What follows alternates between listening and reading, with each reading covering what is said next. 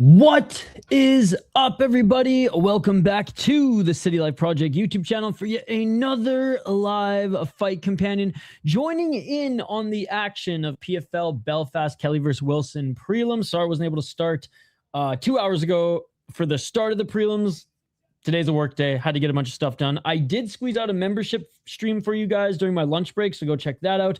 And right before I went live here, I posted what I think will be a new segment of the channel. I think I'm gonna try to get back to weekly membership streams, once every 2 weeks at the latest. And in that, I will be also doing a prospect report. So like one lucky prospect of the week will just get highlighted.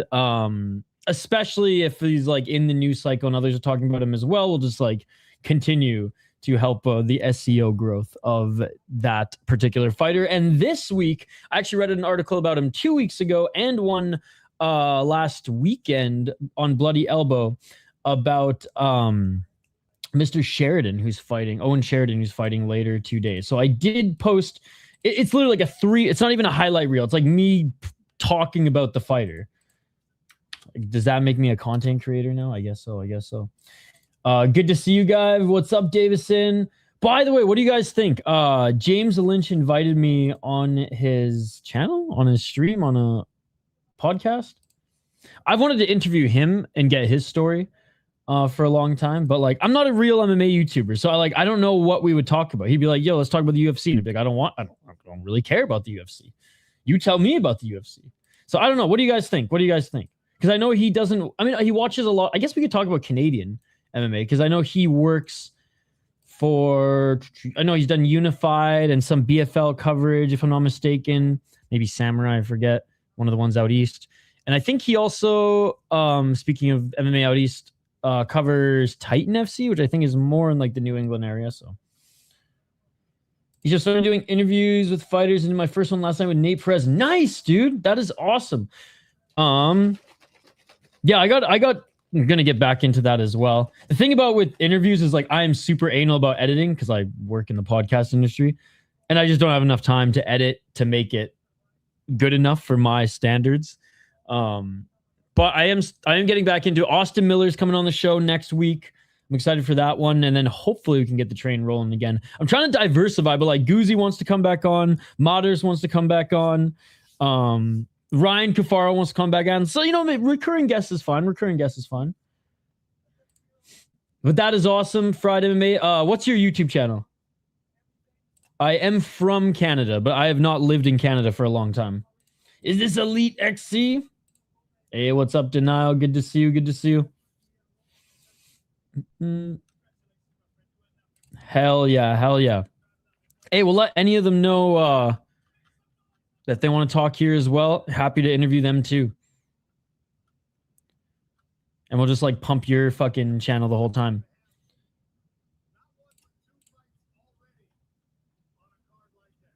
Fuck yeah, dude. That is awesome. Keep up the good work. What's your MMA? What's your channel? No, I haven't. I've never even been to a BFL event. Yeah, shout out to the biggest duck in the sport of mixed martial arts, and that is Mokaev. He makes John Jones look like a turtle. Mokaev is such a duck. He makes John Jones look like friggin'... What's another cool animal that's just so cool that it's not John Jones? Because John Jones is not cool. But anyways, yeah, this is Mokaev. All right. Smash that like button if you haven't already, guys. Pedro Carvalho wins, by the way. Crazy. That was... I know he's only 30, but with the amount of fights he's had, he's certified Unk. All right, let's get to the next one. We have, what, 3 more prelims? 1, 2, 3, 4 more prelims. It feels like this card's going by pretty quickly, but, man, the main card... And you know what? I keep saying the main card doesn't start till whatever it is, like 7 or 8. But in... Pour one out to Bellator. In typical Bellator fashion, there's only like 3 fights on the main card. You remember that shit? They'd have like 23 fights on YouTube, then 3 fights on Showtime, main card. A goose. We like goose and geese up in Canada though, and in Minnesota. This card is actually going hella good so far. Dude, again, cards that feature prospects are more fun to watch than cards with established fighters. JJ John Jones is Thai duck. Mokai, I mean, he is. He's the biggest duck in it. Like, I've never seen someone duck Yaron Gapov more in the sport. It's insane. So much of a duck that like Brave had to help. Brave had to help facilitate a coup. It was absolutely insane. Blobfish. There we go. There we go. What's the name of it? I can't see links. Unless you're... Only mods can share links. Which, by the way, one of our mods is in Minnesota. We're hitting up LFA. The only reason why I'm not streaming tomorrow night is because I'm going to LFA with the mighty Chris Cushman. Yeah, exactly. Why is he ducking him then? That's what I want to know. Literally fought in a title eliminator fight with Shorty Torres. Promised the title fight. Yaron Gapov beat Shorty Torres in a close fight. And then Mokai goes, I'm too scared. I'm too scared. And yeah, so then they had to bring in that random Welsh dude who's like, record looked good. I think he was like 8-2 when they brought him in or something like that. But like you look a little bit deeper and watch some tape, and it was a first round slaughter. And that's exactly what it was. So yeah, it's insane. Who's MMA and fighting GOAT? I don't think there is one. Too many weight classes, too many different styles. There is none. There is not one. I would say Anderson Silva. Then everyone goes, oh, but he lost fights, whatever. So okay. But my who I think is the greatest I've ever seen, even today in the modern era versus like the third stage era. It's crazy to think that like Anderson Silva fought in like what some argue the golden era, but still an era where like MMA wasn't at his like peak development yet. But I'm not a spiritual or religious or like I don't believe necessarily in magic or any of that stuff. But I will say this, the closest thing, Anderson Silva almost made me believe in God. Like, I've never seen anything that close to something beyond humanly, logically, physically possible. And I've never seen a fighter who have gotten that, like, feeling of, like, absolute awe and reverence from. So, I would say Anderson Silva based on that. But again, that's very subjective. Marias, TKO, Makayev, I hope. Unfortunately, I think Marias has passed his prime and has been weighed down by the shackles of Shotru jail. Yo, what's up, Activate A? How's it going? I love George St. Pierre, don't get me wrong. One of the best, you could argue, is the best as well.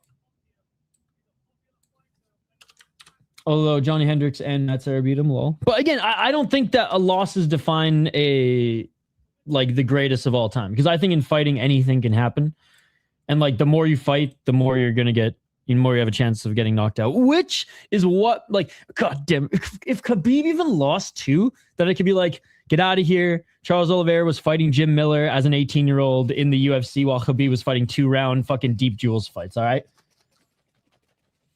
See, again, I don't think losses matter. This isn't boxing. For some reason, they matter in boxing too. Yeah, GSP got Silva got knocked out, and then later in his career, when like he was fighting way past his prime, not even way, but past his prime, where GSP only fought once past his prime. So like relative dominance, right? Yeah, Silva got caught, GSP got caught as well, and got beaten out. But again, I'm not even like, it's subjective. That's why I said there is no GOAT. Because like you could say that everybody was roided up, so John Jones is the GOAT. And it's like, okay. Like everyone was roided. You could say Fedor's the GOAT. Then people say, oh, you didn't fight in the UFC. But you know, I could say Phil DeFree is the fucking GOAT because nobody is putting together win streaks against high level competitions like he is in the modern day. But you know what I mean? Like it's just too subjective. It's too subjective. Weidman, yep. Let's go, Ciaran. Prospect time. Bonsoir, come on. LA, I'm a big fan of Ivory Coast. Hey, salut, Ali. Good to see you. Big fan from the Ivory Coast. Hey, salut.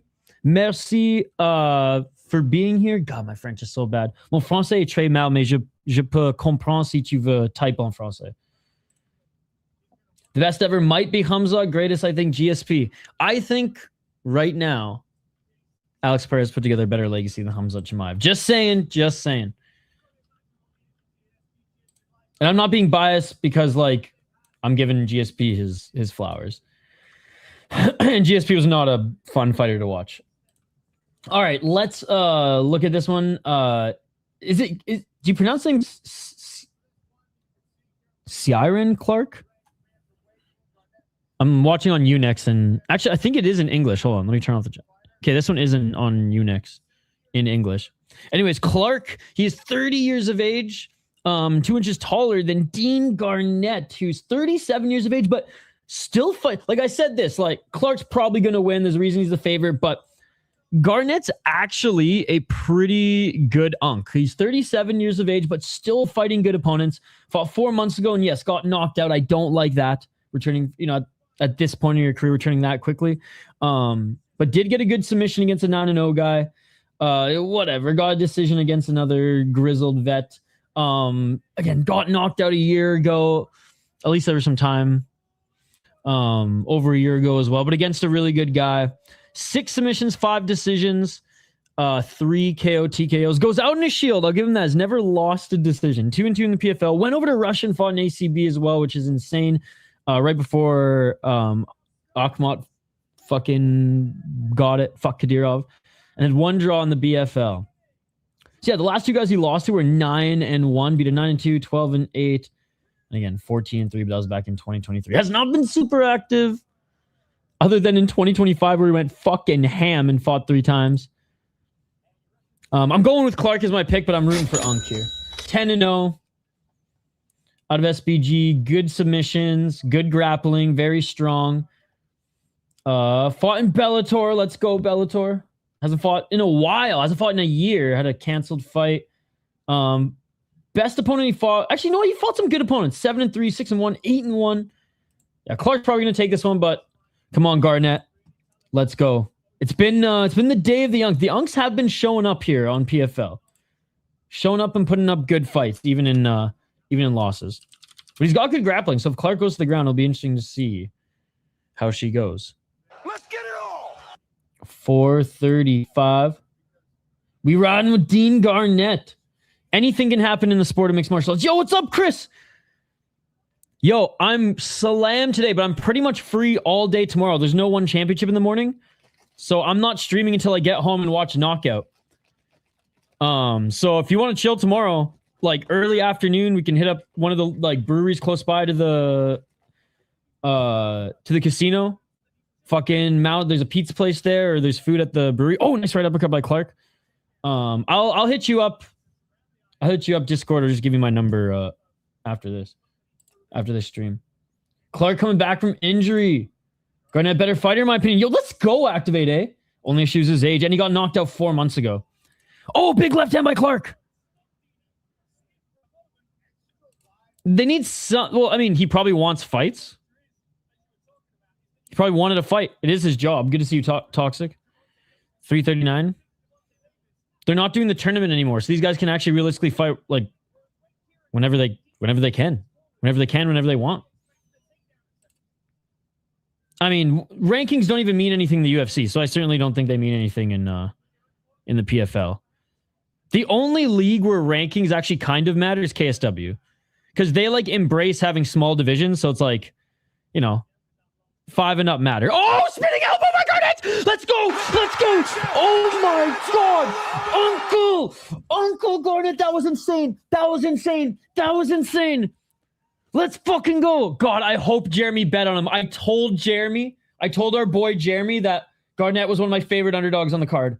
Jeremy, if you're watching, buddy, I hope out of all the shitty fucking picks I gave you, I hope this is the one that actually made you some money. Hell yeah. So like what's on the agenda today? Oh fuck. Like there's a fucking ton to see in Minneapolis. He's dead. Damn. Let's go.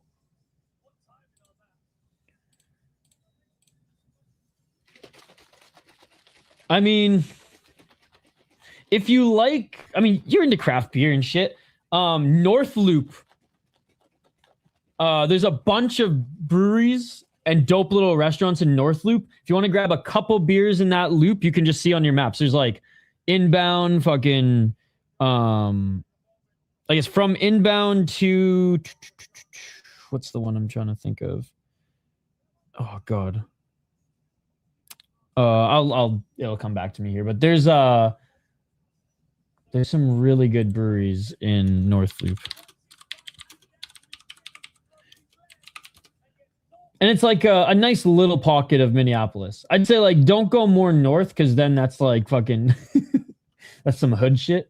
Modest and Brixworth. So yeah, in that little area, inbound, Brixworth, Modest, no, Pry's not there. I think Fulton's there as well. But yeah, Brixworth has the best wings in Minneapolis, hands down. It's not even close. Like again, I've had a lot of good wings. I'm a big wings guy.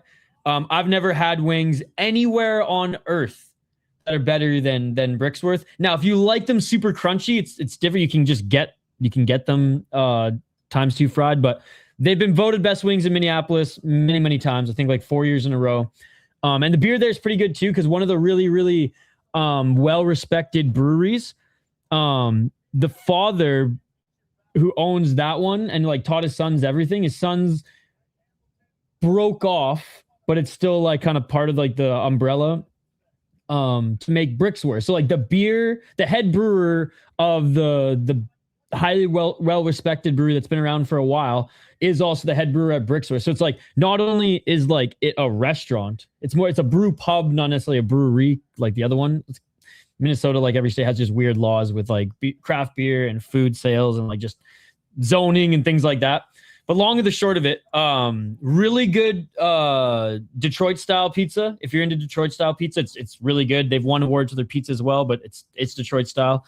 But their wings are to die for, dude. They got everything.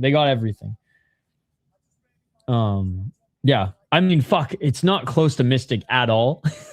But if you do want like something to do tonight, North Loop's dope.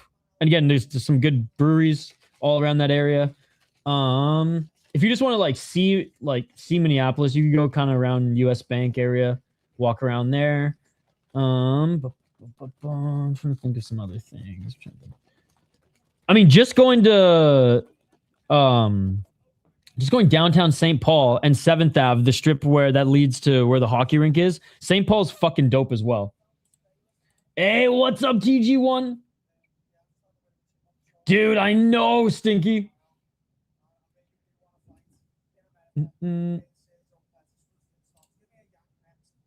Who had Garnett by KO? That deserves a bonus. What an elbow. I'm not sure. I have. And it's blue cheese with wings or go fuck your mother. Dude, they have the best wings. And if they have 2 locations. One's in North Loop. So if you like want to walk around before or after and like hit up a couple other breweries, literally if you look up North Loop breweries, you'll see there's like 5 or 6 within like a 15-minute walking distance of like the loop. And North Loop, like it's just this cool little spot of Minneapolis. But yeah, Brixworth, definitely the spot to eat if you're into pizza and wings. If we're having pizza tomorrow night though, which we could go somewhere else or just have lunch and then just fucking load up on the $1 hot dogs from the Asian fucking hot dog car. She might have raised the price to $2, but still. And if you want to like splurge a little bit, I know it's funny talking about the Midwest, and it's actually pretty reasonable to be honest. But like voted one of the best sushi places in America is in Minnesota because they fly in their fish fresh every morning from Hawaii. It's called Billy. And again, like I went there and splurged with a friend and his wife, like few overpriced whiskeys. I got like 1 piece of tuna that was like $20 just for the like we went nuts. And the bill after tip was like $240. And like we got like a huge tray, like we splurged. So like if you went there and wanted to spend, I don't know, $40 to $50 max on like a really like high-end fucking sushi meal, like you could probably walk away like even under that I haven't been to Billy's in a while. Maybe like you might have upped the prices, but like you'll probably see some local celebrities there as well because like that's the spot. I think you probably don't need a reservation tonight because it's fucking Thursday. Yeah, Billy's fucking awesome. Town Hall Pantry is a fun spot too. Town Hall Pantry is a fun spot. That and him hiding Coke Under's balls are my two favorite Joey Diaz clips. I love Joey Diaz. I think like, man, I want to say like 2013 to 2017 when he was on Rogan, peak Joey Diaz. Oh, even the one where he talks about how he shit on the side of the house because he didn't want to like wake up his wife or something like that. Oh man, after like eating too many edibles, like I don't know. The guy is just. I love the tune shorts from Rogan's podcast. Blue cheese with wings, like go fuck your mother. Hey, Ultimate Fighter alumni, by the way, guys. Didn't know I was getting concierge level explanation of Minnesota life today. Minneapolis and St. Paul. I don't want to say like Minnesota itself. It's a pretty big state, and there's a lot to see. And I could tell you where some dope spots are, North Minnesota and things like that. But we're talking just Minneapolis and St. Paul. St. Paul, by the way, a lot of sick restaurants. And like, if you want to go to a dope sports bar, Tom Reed's. Honestly, okay, I would say go to North Loop, do the loop of breweries and hit up Brixworth. That's one option. What the fuck was the second option I said? Oh yeah, Billy Sushi if you want to splurge. Or honestly, go to St. Paul, go to Tom Reed's. It's the coolest sports bar / hockey bar in the state. Now, there's no hockey going on tonight because the season's fucking done. But they probably got PFL on there too. To be honest, like they have so many TVs. If you asked them to put PFL on, they would. The RDA fight he commented was funny as fuck too. So there you go, Chris Cushman. He's like writing all this shit down on like a fucking hotel notepad right now. Let's get to the next one.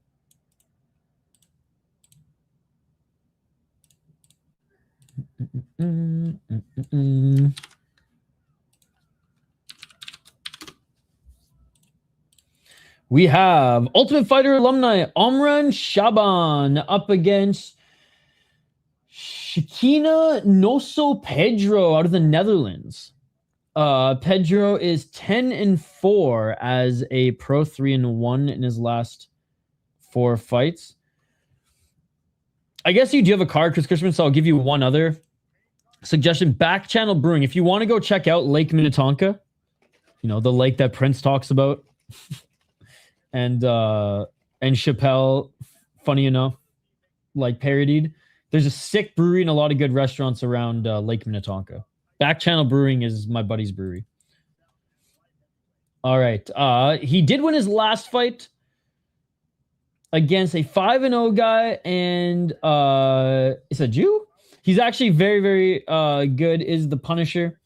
And he beat both these guys, actually gave them both their first losses. Has only lost recently to accomplished guys like Ibrahim Mane and Rasul Magomedov, who I know only had 4-0 at that time, but I'm pretty sure he had a decent amateur career.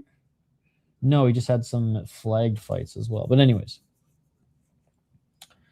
Yeah, split decision in this fight against Mane as well. I think we watched this fight together and the chat was split. We were all split on this one too. And started his career in 2020. 1-1 in the PFL, 5-3 in NFC, which isn't the best promotion. 4 submissions, 5 decisions. Hey, what's up, Kyle Nelson for champ? Good to see you. Good to see you.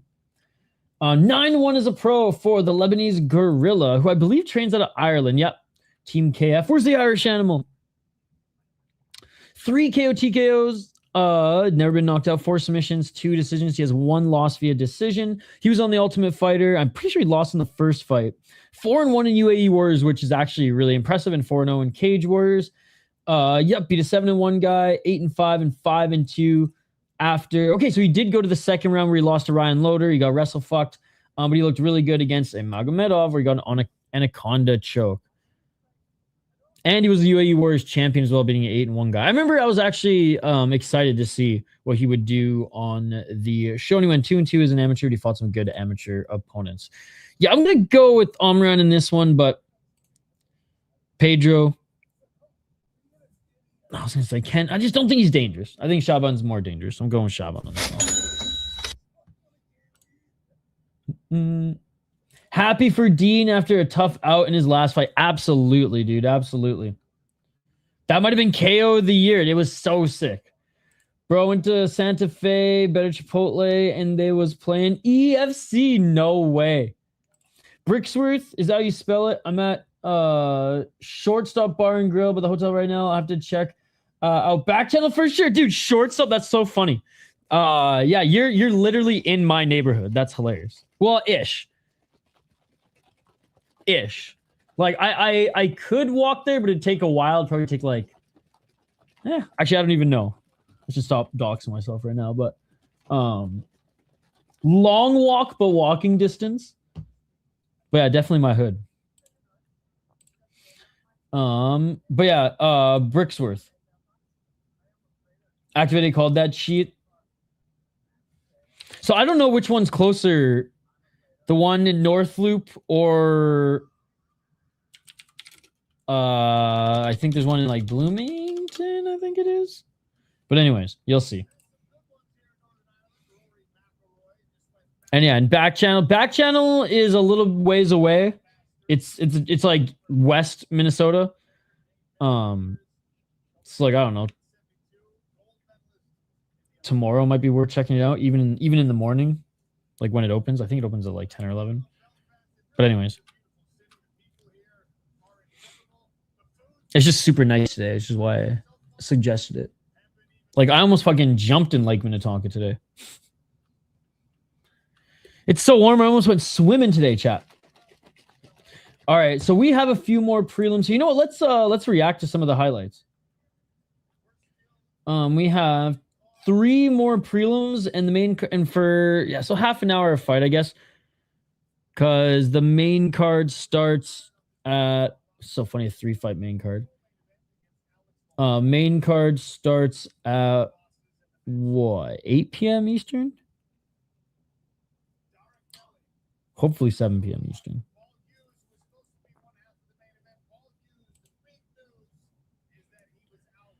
Should be a big size difference. Next is the weird fight. It's coming up. It's coming up next, dude. Coming up next. So, okay, thank God. Thank God.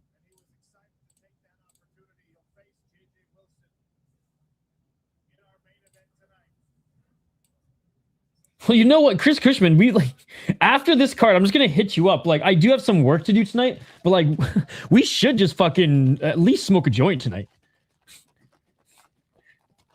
I was gonna buy some friggin' American Spirit to roll some spliffs for the fucking show tomorrow too. But like, hey, seriously though, like, I will hit you up on Discord literally right after this card.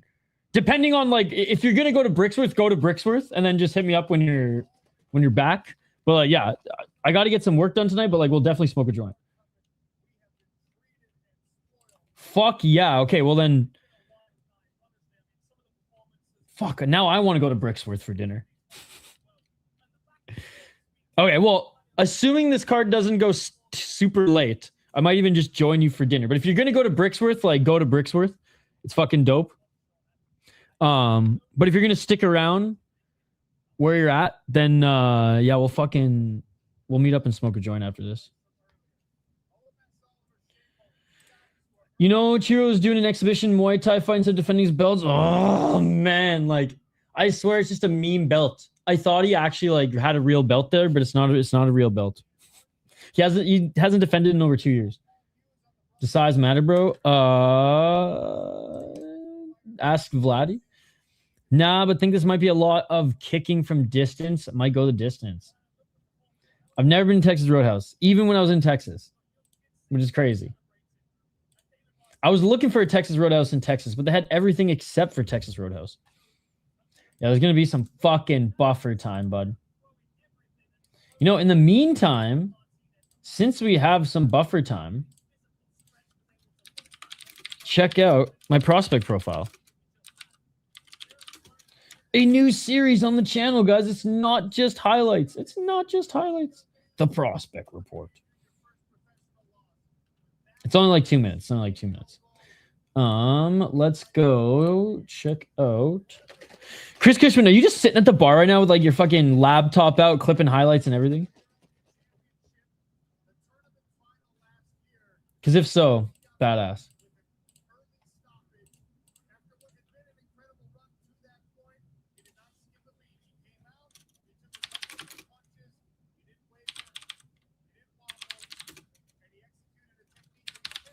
Oh, yeah. We got at least fucking 15 more minutes of buffer time. But that's okay because we got highlights.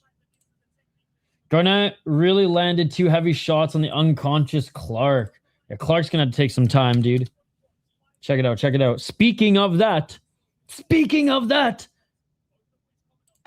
to tell. Shout out to Kaposa, as always. So it's right in the hairline. Tried again with that long hook. 1, 2. Okay.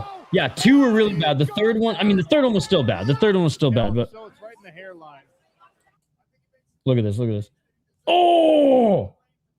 Jeez, ref. I mean, did the ref really think that he was coming back? Did the ref really think he was coming back, bro? I mean, like, it was this moment. He knew. He fucked up. Like, at this point, the ref should just jump on him. He ain't coming back from this. Anyways, easier said than done, I guess. It happened so fast. In like 5 to 10 minutes. Look at this guy. Look at this guy.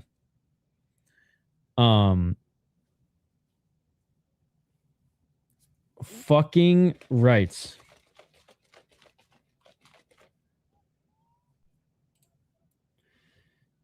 Hey, what's up, Dakota? What do you think about Tony Laramie versus Yuki Motoya matchup? Dude, I love it. I love it. I think Motoya is going to give him a run for his money in the grappling department, so it's going to be interesting to see how much he trains with his brother. Thank you so much for being a member, by the way. TJ, who's very much more of the grappler, but Tony could just drag Uncle Motoya into a scrap like Ogi Kubo did. So, God, I'm so excited for that fight. Mega Chad move, Chris. Looked worse on the close-up camera, head bouncing. All right, the walkouts now. Pedro walking out at the moment. Yes, he is. Yes, he is. All right, let me know your guys' thoughts on this one again. Smash that like button if you haven't already. Vote in the poll question. No one championship tomorrow morning, and I will be at LFA at Mystic Lake Casino in Prior Lake, Minnesota, alongside Chris Cushman. But I will be, I'm only going to have a couple beers because I'm coming back home to stream Knockout as well. Coming home to stream Knockout as well. And maybe Ido Skatesman will jump on, but I don't know. Chaaban decision. Chaaban decision or leg kick TKO for the second time in 2 fights. I don't think Pedro's going to be able to control him on the ground. Maybe Chaaban gets comfortable on the ground. Hopefully Chaaban just outstrikes him, but we'll see. We'll see.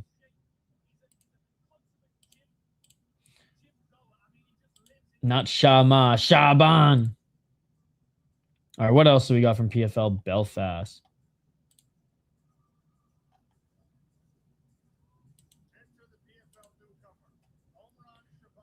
Oh, yeah, the eternal welterweight champ, David Martinez, got a nasty submission in his fight as well. All right, Omran making his walkout.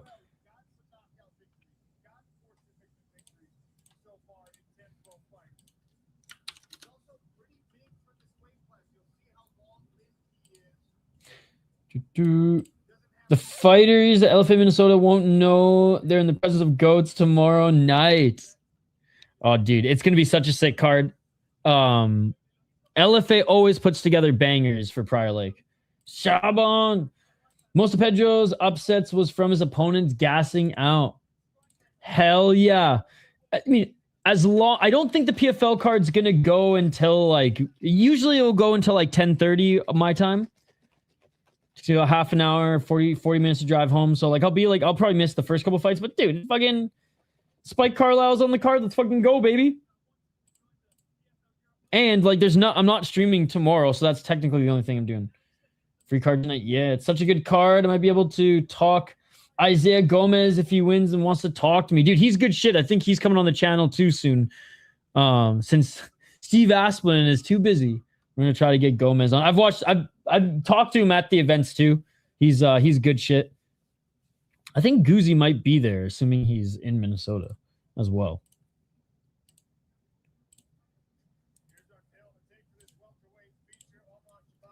All right, yeah, this was the Eternal Welterweight Champ's debut in the PFL. I believe his debut in PFL anyways. Martinez. All right, I think this is mixed now, chat. Chaaban's only 25. Holy shit, I thought he was like 30.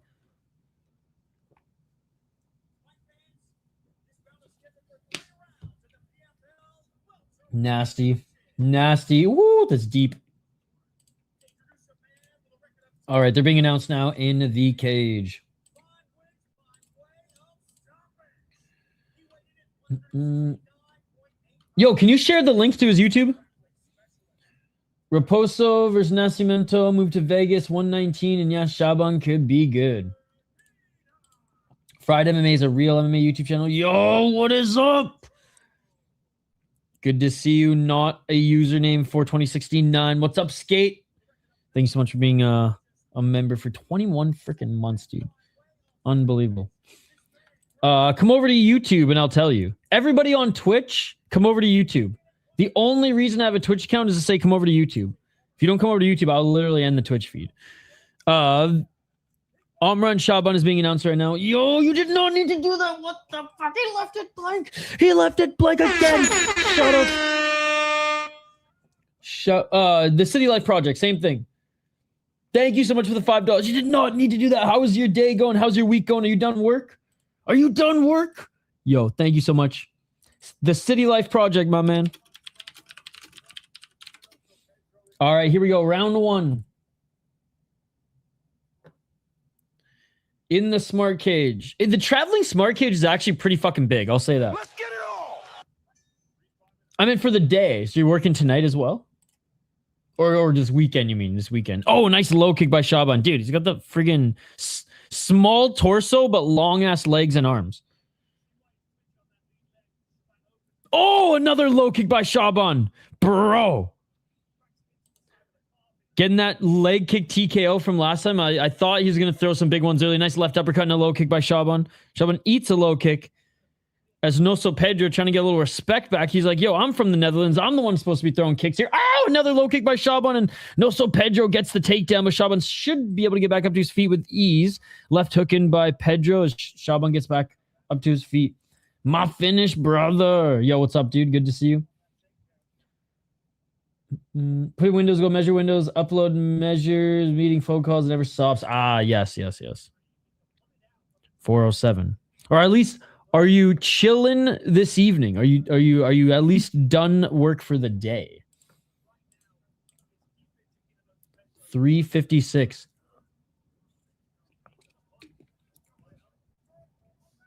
Damn. 347. James Lynch, by the way, I'm trying to get him to bring you on the channel. He invited me on the channel. I said I'm not a real MMA channel and that Combat Casual is way more worth his time.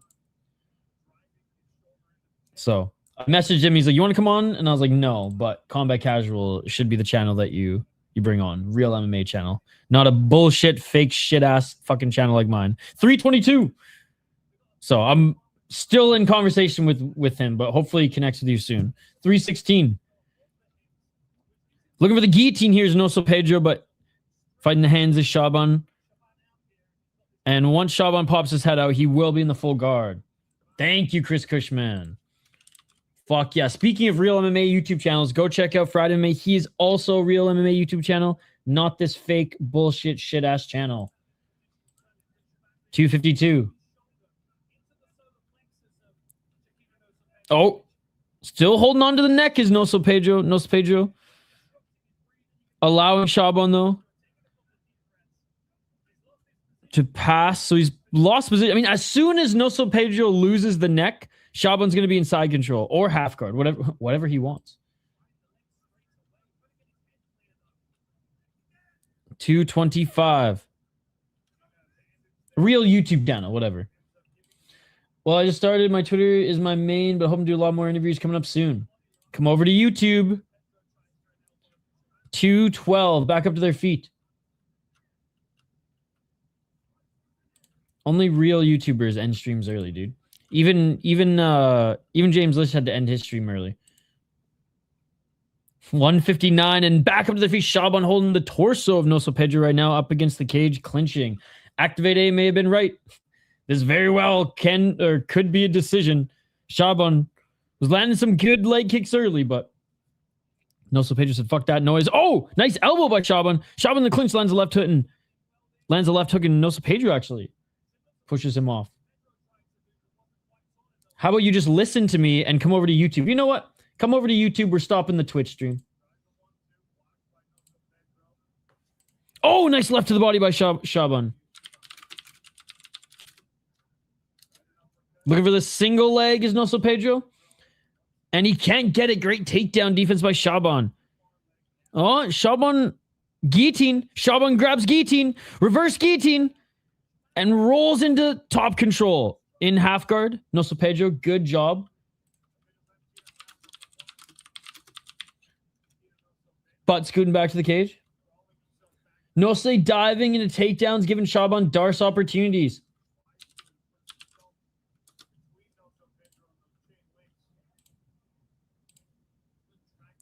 "45 seconds.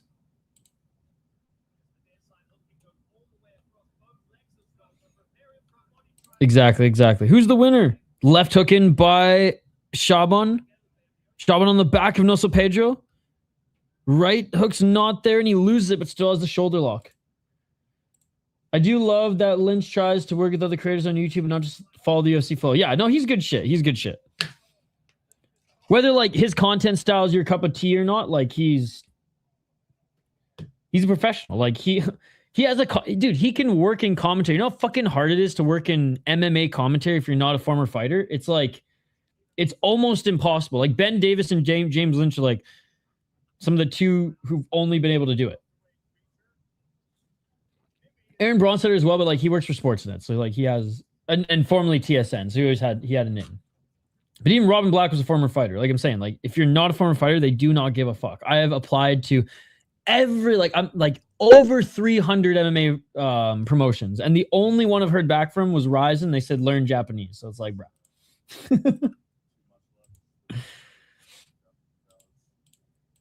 So that alone is huge. Yeah, he's good shit. He's good shit. I just don't like seeing big reporters not care about the regionals. Like, nobody cares about the regionals. Nobody cares about the regionals. All of them are licking Dana White's boots. All of them are bending over the unified rules. All of them hate the sport of mixed martial arts. And it disgusts me to my core. They are all fake MMA fans, and they all disgust me to my core. All right, round 2. Let's get it all. I think Luke Thomas does like Fury FC or sometimes prelims. All right. Shout out to Luke Thomas. Once you learn Japanese, they're going to hit you with the B Japanese. I know, dude. Tyson Pedro only coming back to MMA for a bag for sure was meant to do the boxing thing and got offered something stupid 100% because he came out of retirement for this. Let's get it all. MMA retirement. Round 2, by the way, and Chaaban goes right up to the clinch. Show after he learns to become Japanese. What's next? You've watched Deep in Rising with us. 418. Shoulder strike by Chaaban. And trying to get out of the clinch is Chaaban, and he does. Dude, I finally found a subscription to be able to watch the Swiss leagues. I don't know if that might be a little bit of a cut on Chaaban's forehead.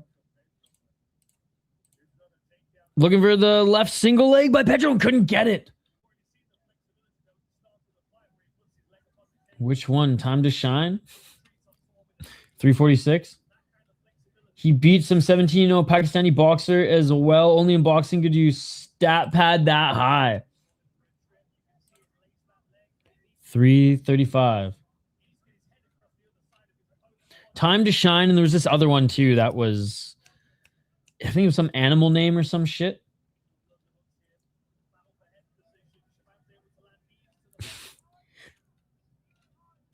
I don't think that would fly with them either, to be perfectly honest. 316.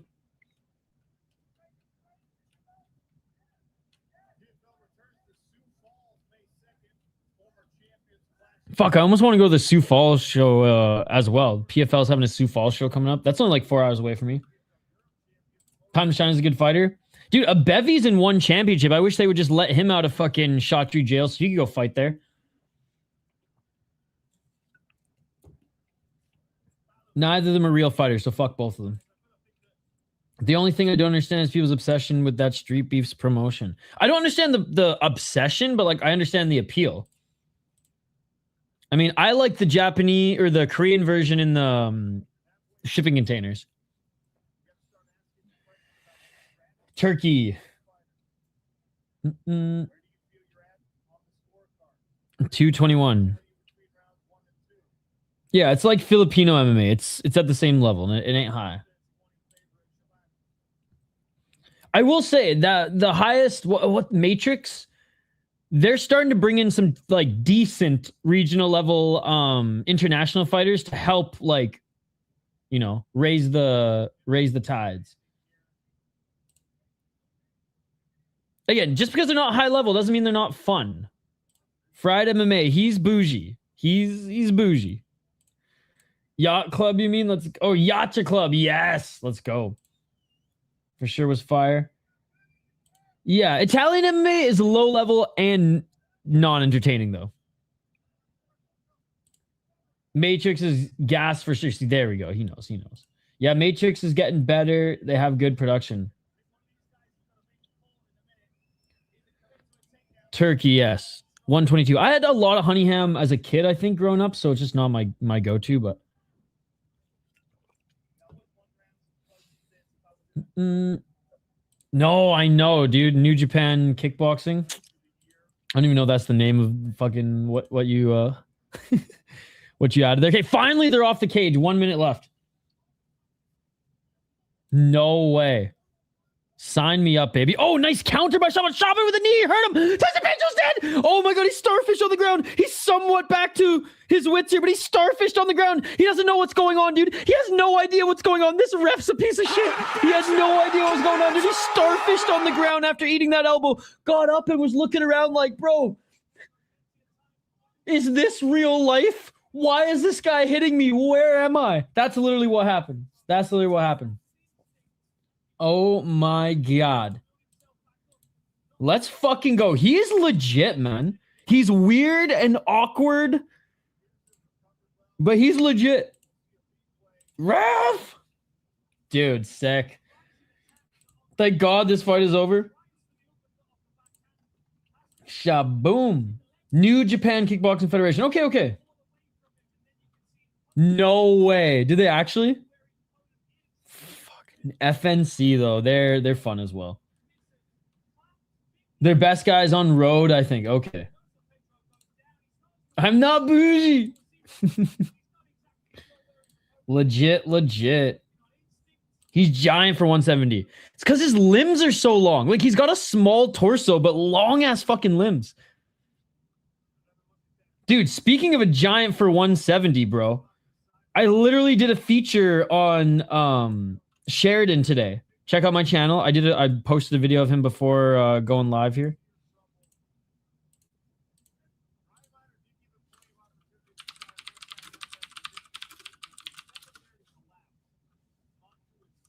I might even just take a... No. Fried MMA is an up-and-coming MMA star. FNC, so much fun. Fried MMA chilled alongside West Indian and a few other homies throughout the entire Rising card, and it was awesome. Noso came in with his actual account the other day.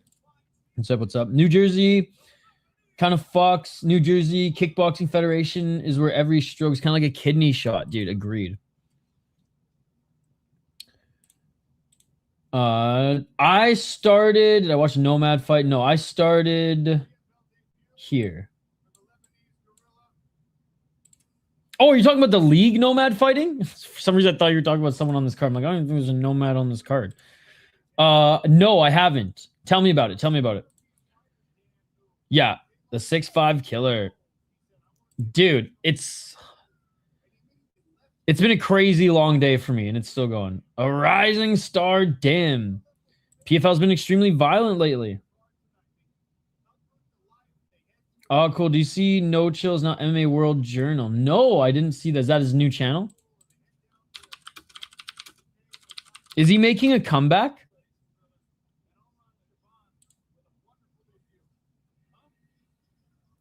Oh, I did not know that.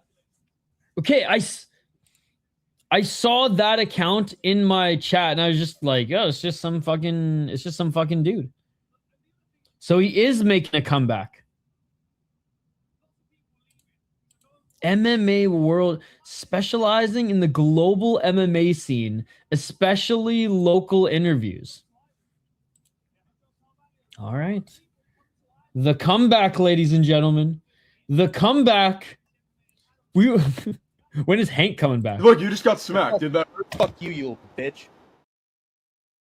That was the highlight of No Chill MMA's career. Sorry, No Chill. Love you, dude, but actually no. The Idaho fascist was the highlight of No Chill MMA's career. How are local interviews world MMA scene? That is true. Moved from was he doing political content? I know I think Ronan did some political content for a little bit, and it literally like boosts his channel, so all the power to him. But I literally jump on to watch MMA to forget about politics. Late night UK wars. Yo, let's go, Gary. Yo, shout out to Gary too, one of the real ones. Can't wait till Hank's comeback. Oh my god, dude. I just can't wait to see him come back in fucking full just turban and all. Oh, it's gonna be unreal. The new Indian promotion is called Immortal FC. Who's ready for another Loughran disappointment performance? He's getting set up for a finish. Watch him win a decision. Talk about a guy who has just not even come close to a ceiling. God, Skate, I wish you fucking weren't working and you were coming to LFA this weekend as well. Chris Cushman's going to be here. It's always cool meeting some of the homies. Which, by the way, like, it's so funny because, like, Chris Cushman, like, has seen my face for, like, the better part of, like, what, 3 years? I have no idea what the homie looks like. I literally am just thinking that it's going to be Saki Kabara. Which would be crazy if, like, literally he was. WCC 12 tonight on YouTube as well. We'll see. I have to finish some work tonight.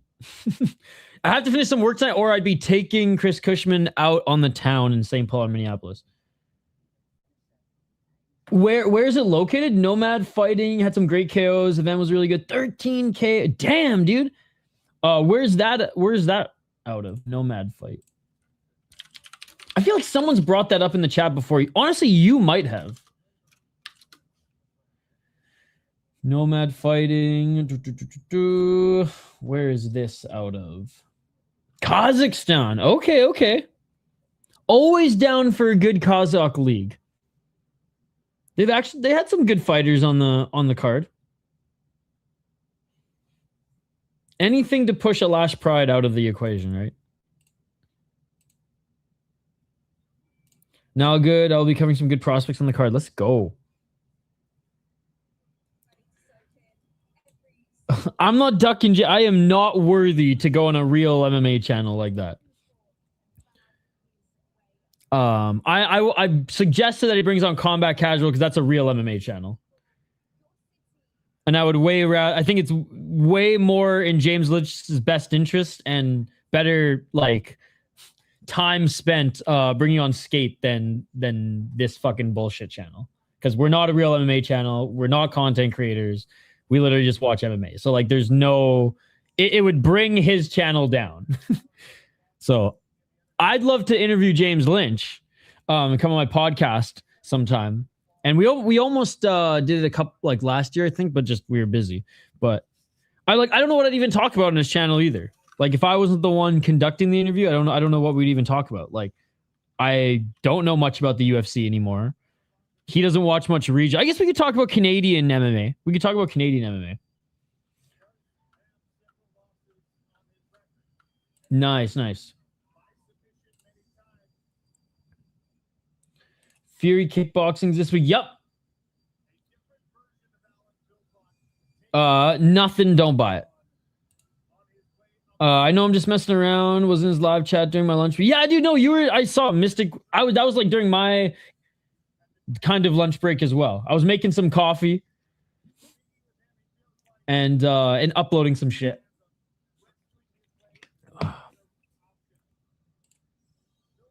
It's a waste of money, Friday, mate. Don't do it. Don't do it. I think I can still give away 5 though. Should I wait and give away 5 next stream? I think I'm going to do it on the KSW stream. I post some hockey interviews I do on my second channel, or some that just don't like are just vault interviews. I do membership streams. I don't know what the fuck else I have for members, to be honest. Oh, members only Discord. Would you have lifetime access to the Discord? Yeah, Marcel's fucking awesome. Fight Society was in there too. Yeah, Marcel's one of the only people I trust on Twitter these days. All right, let's get to the next one, ladies and gentlemen. Again, PFL really wants their, crossover from the UFC. Yeah, Wyatt's awesome. Wyatt's awesome. I've been following him since like day one, and he's meteoric rise because he went like, it's always a grind to get to 1,000 subscribers. It took him a little while to get to 1,000, but like not a long time. Like it took me way longer. He got to 1,000, and then it went from like 1,000 to 5,000 in a few months, and then he just like I remember just like one day looking at it, and I was like, holy shit, he's already at like 17, and now he's at like 26, and yeah, he's gonna be at like 100,000 probably by the end of the year, which is awesome. Yeah, I think he's gonna be like at 100,000 subscribers by the end of the year. And like he's already got a deal with Ryzen, which is unbelievable. I got to learn Japanese to get a deal with Ryzen. This guy's got a deal with Ryzen already. Hey, what's up, Exploring the Car? Good to see you. Yeah, the channels I mostly watch are you, Combat Casual, Arden, Fight Society, and Benny P. Benny P's good shit too. I just want a substantial amount of money. I'm going to put a substantial amount of money on the main event. Not a joke. Do you think JJ wins?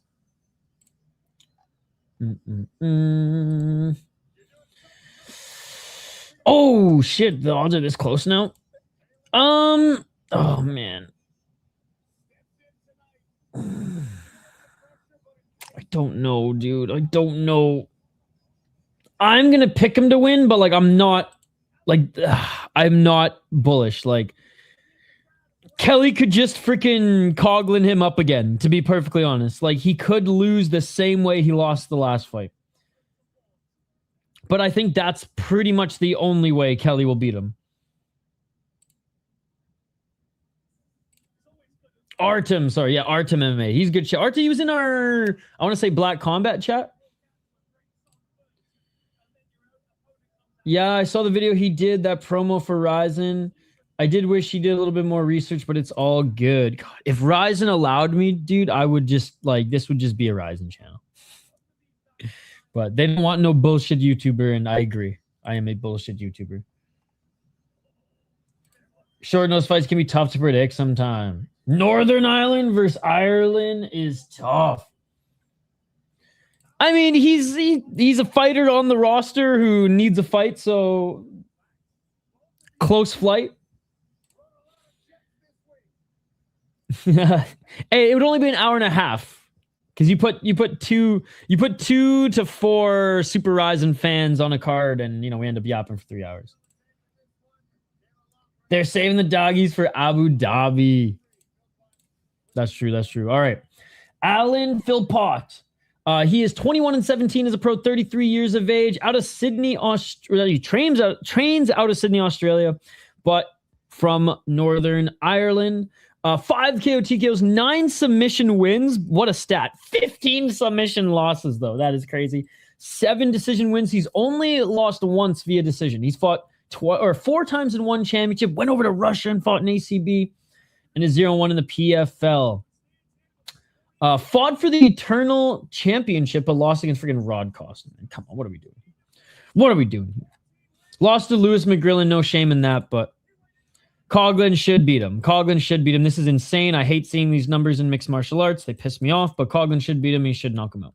10-3, 2-2 in his last 4. Way better boxer. Like decent grappling defense in the sense where he can at least get back up to his feet. 5 KO TKO's never been knocked out. He's like that. Was it the toy soldier? That's what he looks like.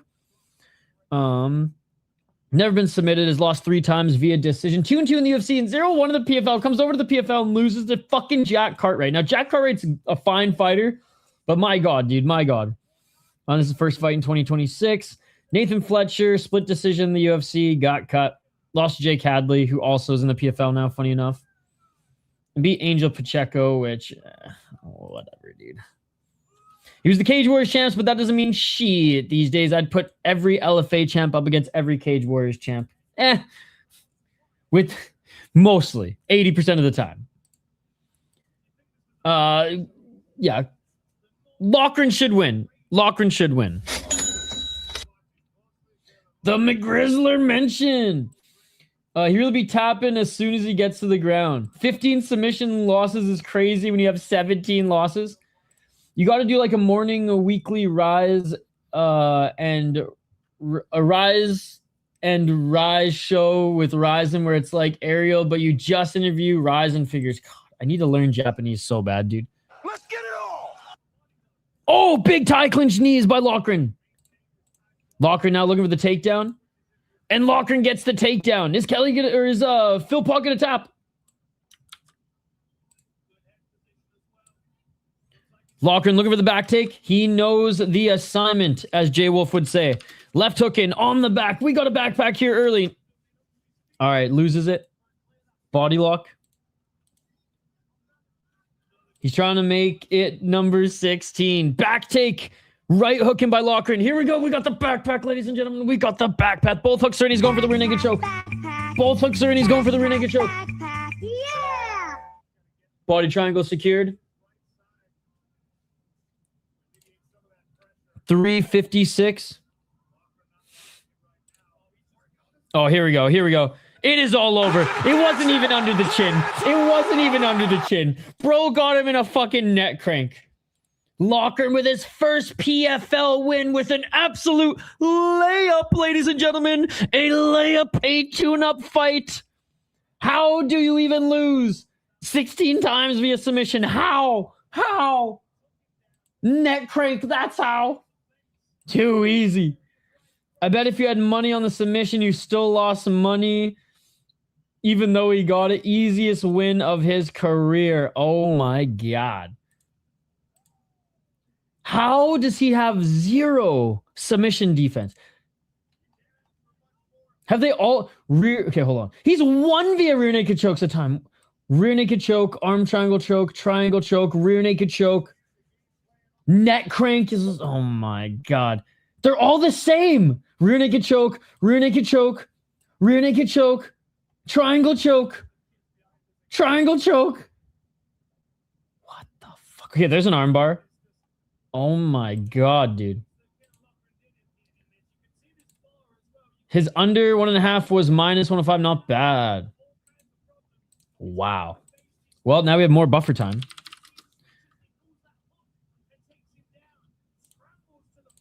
All right, let's react to some more highlights.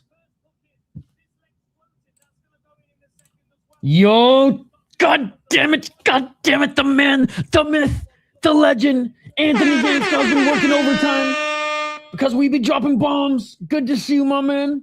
How are you? I won't be streaming tomorrow because I'll be at LFA meeting the man, the myth, the legend, Chris Cushman. But hope that we can hit up an event together soon, my man. Activate A gets it, the legend. Good to see you, Tony. How you doing, buddy? Did you hear they may have Katie Taylor's retirement boxing fight at the Irish National Soccer Stadium? Not a boxing fan, but that's cool since she used to be on the national soccer team. No way. That is wicked. That is wicked. Bro, gonna end up in karate combat or something with 0 submission defense, right? Yo, Activate A, much deserved indeed. Let's go. I think Activate A was our first mod on the channel. The first mod. I think I made Hank a mod after that, and that was the biggest regret of my life. The biggest regret of my life. I remember I removed his moderator and sent back a donation he gave me in the same day. Poor guy. Yo, Scott, good to see you. What's up, folks? Hope everyone has a good week. Hasn't this week gone by like that, Scott? It felt like yesterday we were hanging out watching streams together. No, he's not. He's saving the Middle East right now. He's solving all the problems in the Middle East right now. Alayanar sobunar sitagu walaking nigoseo fuararinade alayanar sobunar sinatugu walaking negosio fuararinade.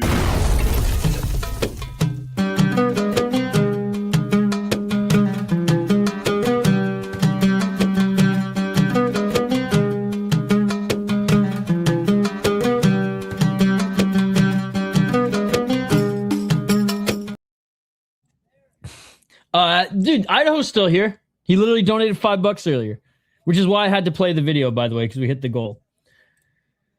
I don't know. I think so. Steve Aspen lost in the UFC, so I think Hank's okay.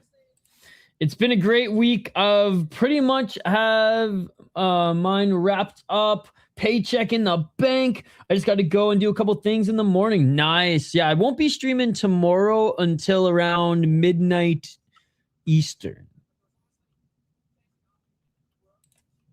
Because I'm going to LFA and hanging out with Chris Cushman. I'm fucking stoked.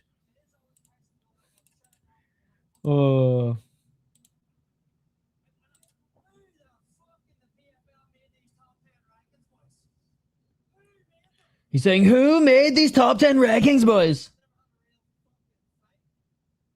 He's like, these guys have never had a real fucking fight. Not bad on the mic. All right, let's catch up on these PFL fights here, ladies and gentlemen. Hell yeah. Do you know I never miss one in Minnesota except for 200? No, I think I went to 200. Did I not? I think I went to 200. I either streamed 200 or I think the only ones I missed were 200 and the Gable Stevenson one because fuck the PFL or fuck the LFA for what they did when Gabe Stevenson was on the card. But anyways, I should go to one of these LFA events considering I own the Mystic Casino, right? Mystic MMA is Mystic Lake Casino in Prior Lake, Minnesota. All right, so this was the Chaaban finish. Dude, I think he was out when he starfished on the ground and then was just seeing the Tweety Birds. I think he was out here. Look, hold on. He has no idea where he is. He's not intelligently defending himself. This is why I don't like this. I think this ref sucks in this particular one. Because look at this. He is out. He's out. Okay? And even here, he does not know what's going on. Pedro's lost here. He thinks he's in his bed right now. He's looking for his coach. Yeah, he was out of it. I wish PFL would just rebrand with a name like Bellator and maybe get a guy like Scott Coker to run it. Oh, now we're talking. Exactly that. Now we are talking. Yo, what is up, Alphazetta? How are you? Hey, loved all the recent suggestions. Yeah, he was out of it. All right. Before that, we had one of the sickest spinning elbows that we've seen in 2026 so far, ladies and gentlemen. And it was Unk who did it while Dean Garnett. Look at this shit. Look at this shit. Look at this shit. Boom! Oh my god. And some huge, the same fucking tubby ass ref over here. You just can't get anywhere fast enough. Hey. I would say happy Friday, but it's not even Friday yet. We just get a little appetizer for the weekend of mixed martial arts. But I will say, no, it's weird. Like, no one championship tomorrow. Is it Thai holiday, or are they just taking a week off? Yeah, Pedro Calvo and Sergio Cossio, man. It was such a sick fight. Such a sick fight. This was the end of it. It was an unk fight. Again, one guy was 30, one guy was 36, but like the 30-year-old, he may as well be 36 with just how much damage he's taken in his career. He's solid. Bro, I'm drinking some beer tomorrow, so no beers for me tonight. Well, actually, maybe. Chris Cushman, I should just go meet you at fucking the bar after this. I just run there and boom, there's my workout. Oh, man, this was the end of the third round, but the whole fight was like this. It was unreal. Such a sick fight. I thought Cossio was going to get knocked out. Or, sorry, Calvo was going to get knocked out, but Cossio did more damage, funny enough. Yeah, that fight was sick. Let me just change this. We got one more prelim fight, baby, and it's with the prospect who I profiled earlier today.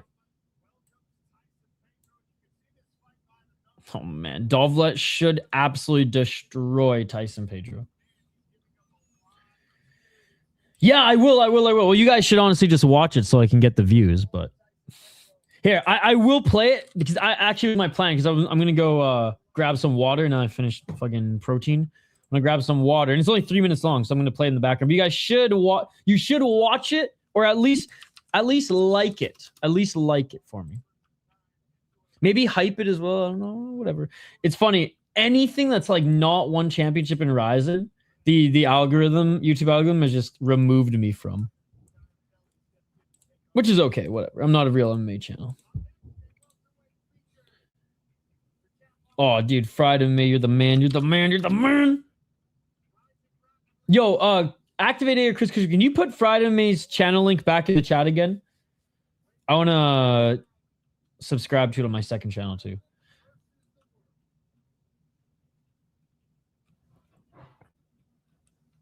I do have to sneak a workout in, so this could be getting 2 birds and us stoned at once.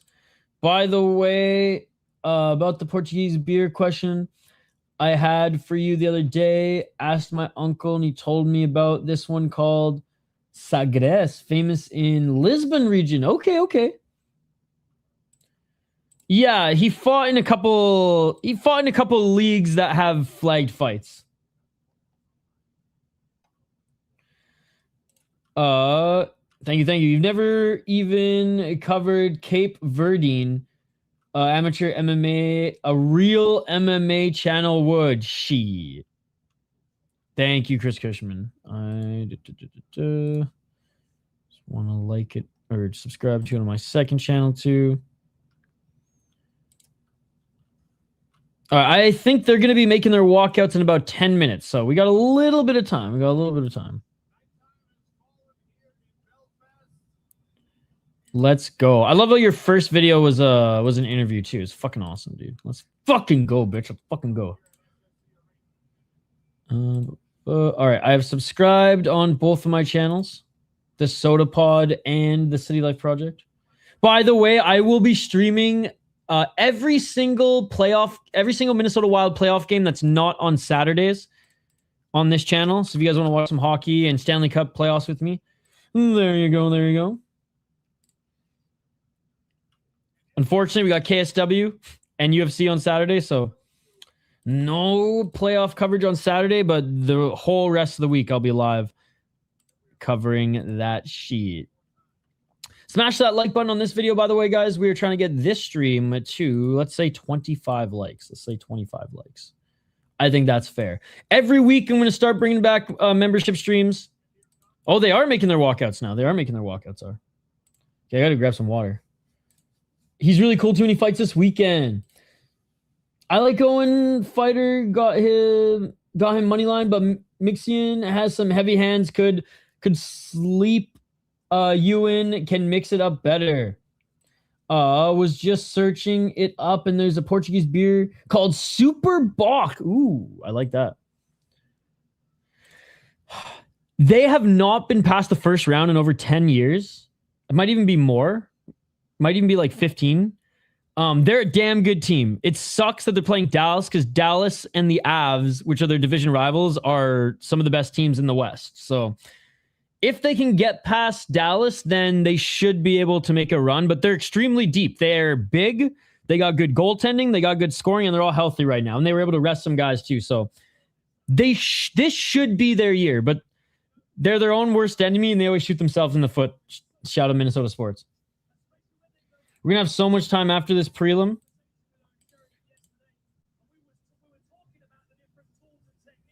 $45 minutes. Well, it depends how long this prelim goes. If this goes the distance, then we have time. If not, then yeah.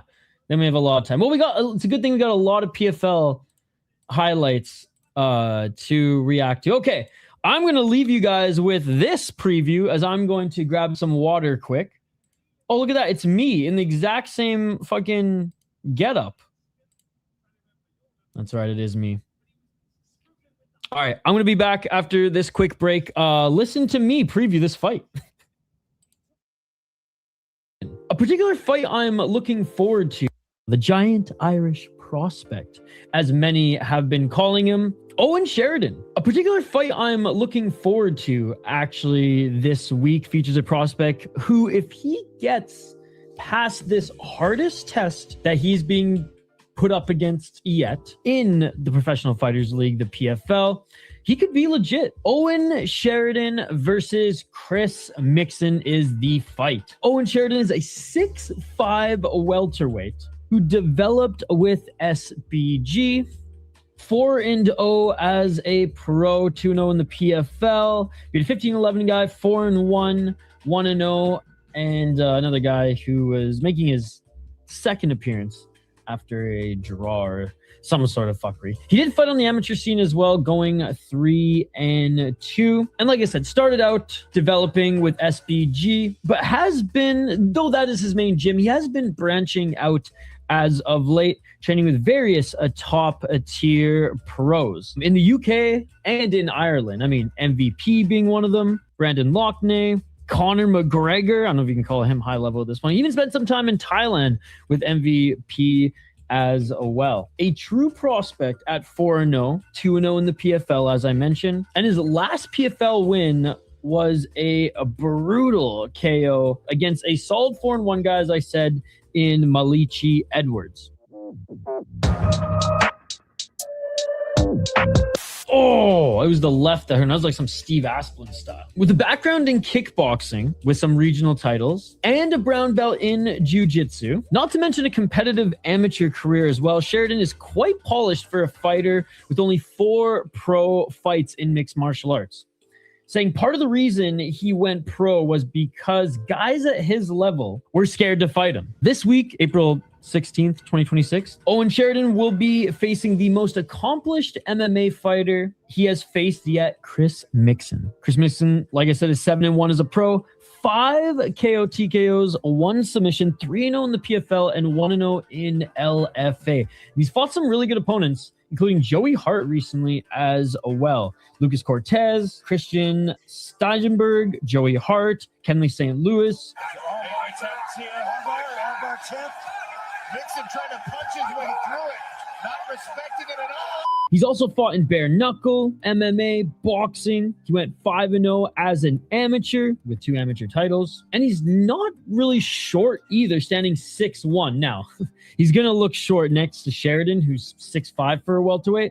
But it's not like the height is going to be the biggest factor in this one. I think he's the better striker overall too. That is Sheridan. But Mixan might be the more well-rounded fighter with experience against better guys. So this is going to be a hell of a scrap. I'll be live streaming this one as well. So join us for that. Smash that like button and subscribe, and we will see you on the next one. Well, there you go. There you go. Pretty good description of both of them. Mixan is definitely Sheridan's biggest test yet. But Sheridan's legit. Sheridan's legit. This is a fun one. This is a fun one. Good underdog, but totally understand why Chris Mixan is the favorite. And again, standing, like 6'1" as well. Sheridan still looked like he towered over him, but it wasn't crazy. It wasn't crazy.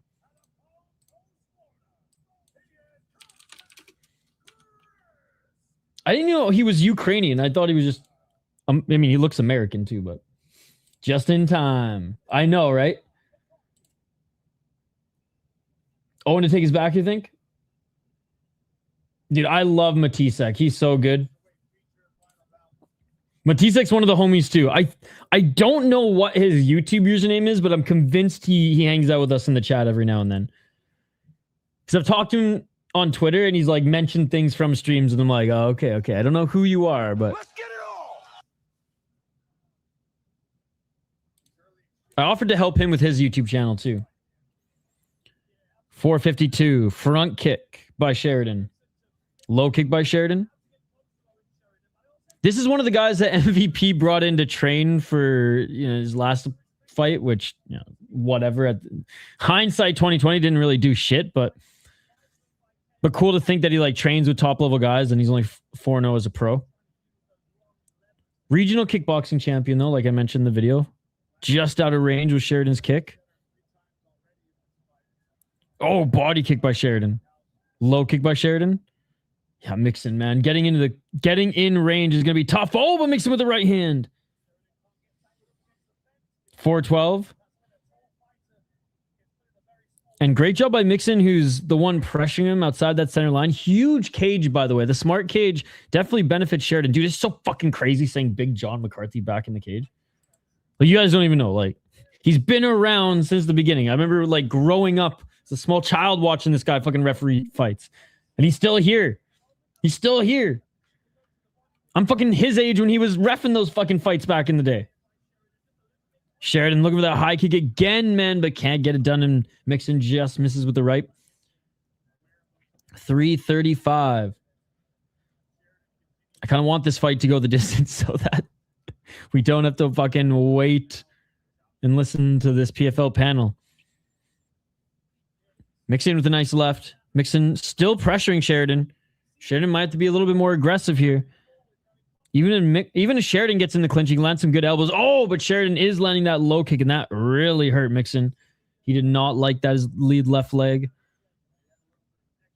Oh, another low kick by Sheridan, but right hand by Mixan. And that left jab by Sheridan starting to hit its mark as well. As you can see, a little bit of damage on the right side of Mixan. Left hand by Sheridan. You got to imagine that he just got so much power on these shots. Fucking Muay Thai tattoo as well. Yo, what's up, Junior Morpheus? Good to see you, buddy. Yeah, dude, he's been back for a few months now. Oh, nice counter 1-2 by Mixan. Mixan with a nice left jab. How you doing, Morpheus? I won't be live tomorrow because I'll be at LFA, but I'll be live for Knockout. So if you're staying up for Knockout, Spike Carlisle's fighting. I will be live for that at midnight Eastern. I'll be right after LFA. I'm gonna come home. Hey, what's up, dude? Not yet. The fight just started. Nice body kick by Sheridan. Nice left by Mixan. We're 2 minutes and 18 seconds on the clock in the first round. Left to the body by Mixan. Mixan with the right. Mixan eats a left by Sheridan. Just seems like Sheridan's jabs are doing way more damage. Because, I mean, look at this monster of a welterweight. Left hand by Mixan. 158. Sheridan missing with the right uppercut. Sheridan doesn't have the same speed as Mixan. And I think I said that in my preview as well. But, oh, is that jab just beautiful. Beautiful left jab by Sheridan. He's so long. He was so far away from him and the left jab landed. Like, that's insane. Oh, Mixan, beautiful one too. God, but I almost think Mixan's winning the round. It's hard, tough fucking round to score. The leg kicks might be the factor. Another low kick by Sheridan for Sheridan, but like, God, like yeah, Sheridan. It seems like his shots are doing more damage, but like Mixan's landing, man. Oh, Sheridan just landed a high kick flush on Mixan. He didn't even move. Oh my God.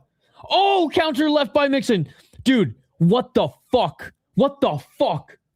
Okay, well, that sucks for Sheridan because Mixan's like, whatever, bro. Oh, big left to the body by Mixan. Dude, Mixan's just going to out fucking Chad Sheridan here. This is insane. 56 seconds. Sheridan may have won this round, but... Oh, big pop left by Mixan. There's still 49 seconds. How, dude? Fucking Ukrainian chins, man. Holy shit. Step back left by Sheridan. Doing good, bro. Split my shin in sparring the other day. Other than that, all good. Well, I hope it fucking heals soon. Overhand right by Sheridan. He enters the clinch, actually. That was some Ryan Cafaro type shit, except he didn't get the knockout after. Because I think the most badass knockout in MMA history, all of MMA history, is when Ryan Cafaro took that head kick, just smiled, and then knocked the motherfucker out. I mean... Sheridan did land the more damaging shots. Like that is...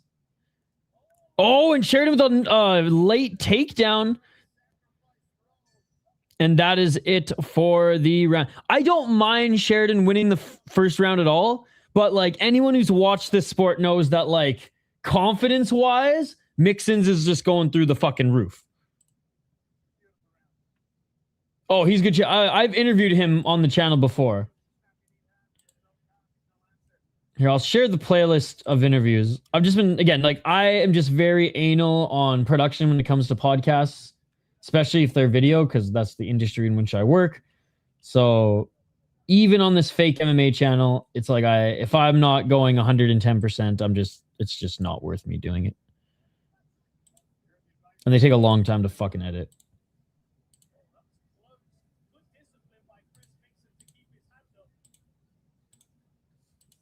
Yeah, he's the fucking man. I'm so happy for him. I hope he gets that fight against Shadulive. And I hope he gives Shadulive his first. Oh! Sheridan's nose is bleeding a little bit here too. I just cannot believe he ate that fucking shin to the head. This guy's a monster. All right, round 2. Sheridan going high again. I mean, how many head kicks can you take in a fight? Certainly not like 2 or 3, right? Start going to the body maybe as well. Low kick by Sheridan. Swing and a miss by Sheridan. Left hand by Mixan. Oh, Sheridan looking for that elbow. I mean, again, I think he's 6-1-1 in Muay Thai. Left hand. He might even be more. That's just what I could find. It's tough to find official Muay Thai and kickboxing records. Unless you're big name Thai, shout out to Wikipedia. 420, smoke him if you got him. Low kick by Sheridan. The leg kick is doing damage, yeah, and I still think that was probably the biggest factor in the first one. Oh, another low kick by Sheridan, and it drops Mixan. Another low kick by Sheridan. Yeah, if you can't kick him in the head, kick him in the leg. Oh, and Mixan almost switched stances. 4 minutes. He might do his best freaking Oban impression here. Oh, nice left hand.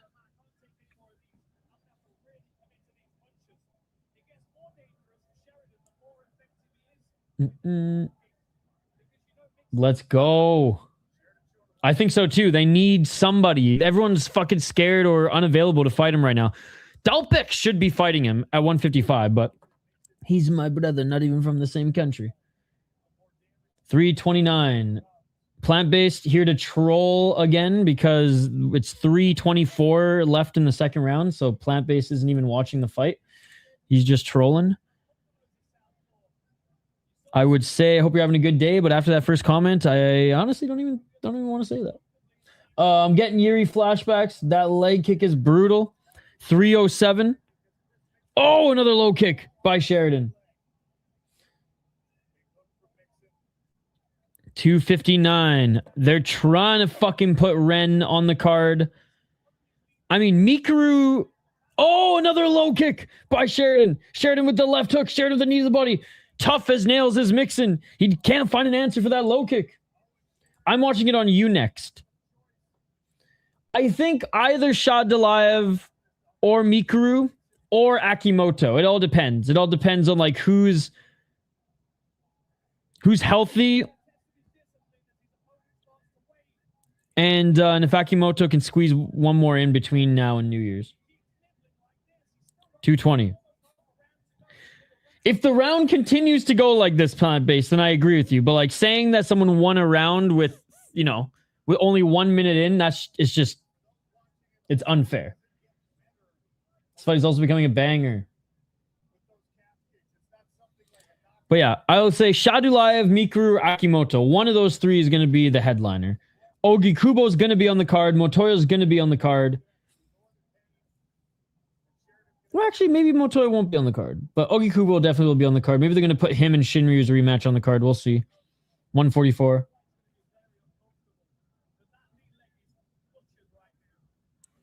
Yeah, dude. Mixon's on one leg. Oh, another low kick by Sheridan. Mixon needs to get this to the ground, but dangerous on the ground against a big, strong, lanky guy like Sheridan. Sheridan is breathing through his mouth right now. I think his nose might be just a little compromised. There's that left jab by Mixon, but Mixon can't put any pressure on that left leg. It's so fucked. Nice knee by Sheridan. 66 significant strikes by Sheridan. 42 for 58 thrown by Mixon is nuts. Oh, Mixon with the 1-2. Ryzen needs more flyweights. Nice left by Mixon again. Dude, what a fucking scrap. Oh, big left to the body by Mixon. What a fucking scrap. Oh, high kick attempt by Mixon, but didn't go past the shoulder of Sheridan. Was right under, basically like hit his armpit.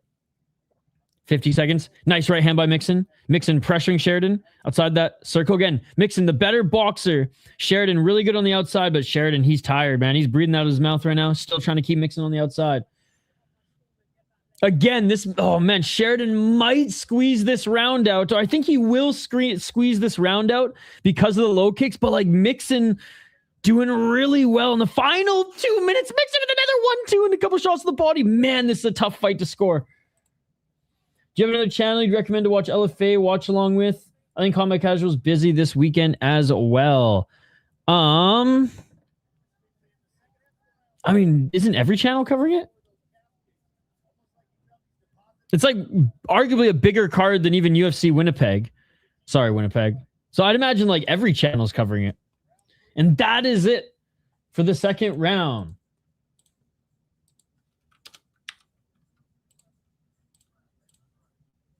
Dropped him with the leg kicks twice.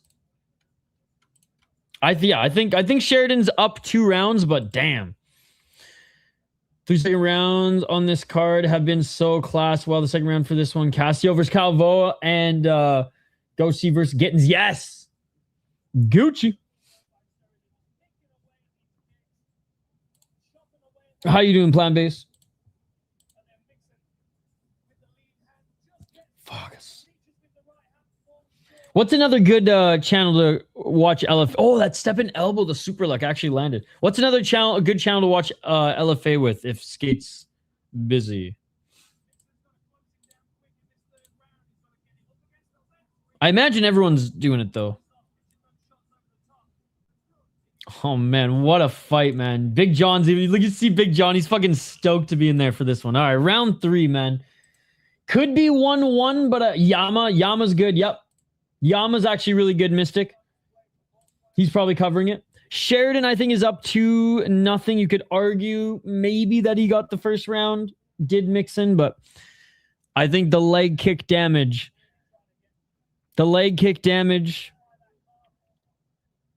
is definitely the factor in this one. Body kick by Sheridan. And Sheridan's outstriking Mixon now as well. Are you cooked? No, it's I think he's up 2 rounds, but it could be 1-1. 428. Oh, nice left and a right by Mixon. Yeah, first was close. Oh, Mixon with a 1-2. And now Sheridan looking for the takedown, but can't get it. Mixon is tired, but I think he got round 1 and 2. We'll see about round 1, but dude, Mixon's tough as nails, man.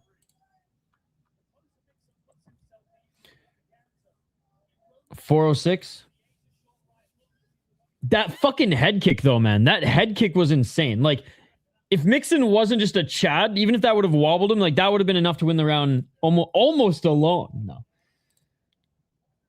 352. But yeah, Mixan is one of the toughest fighters I've seen in a long time, dude.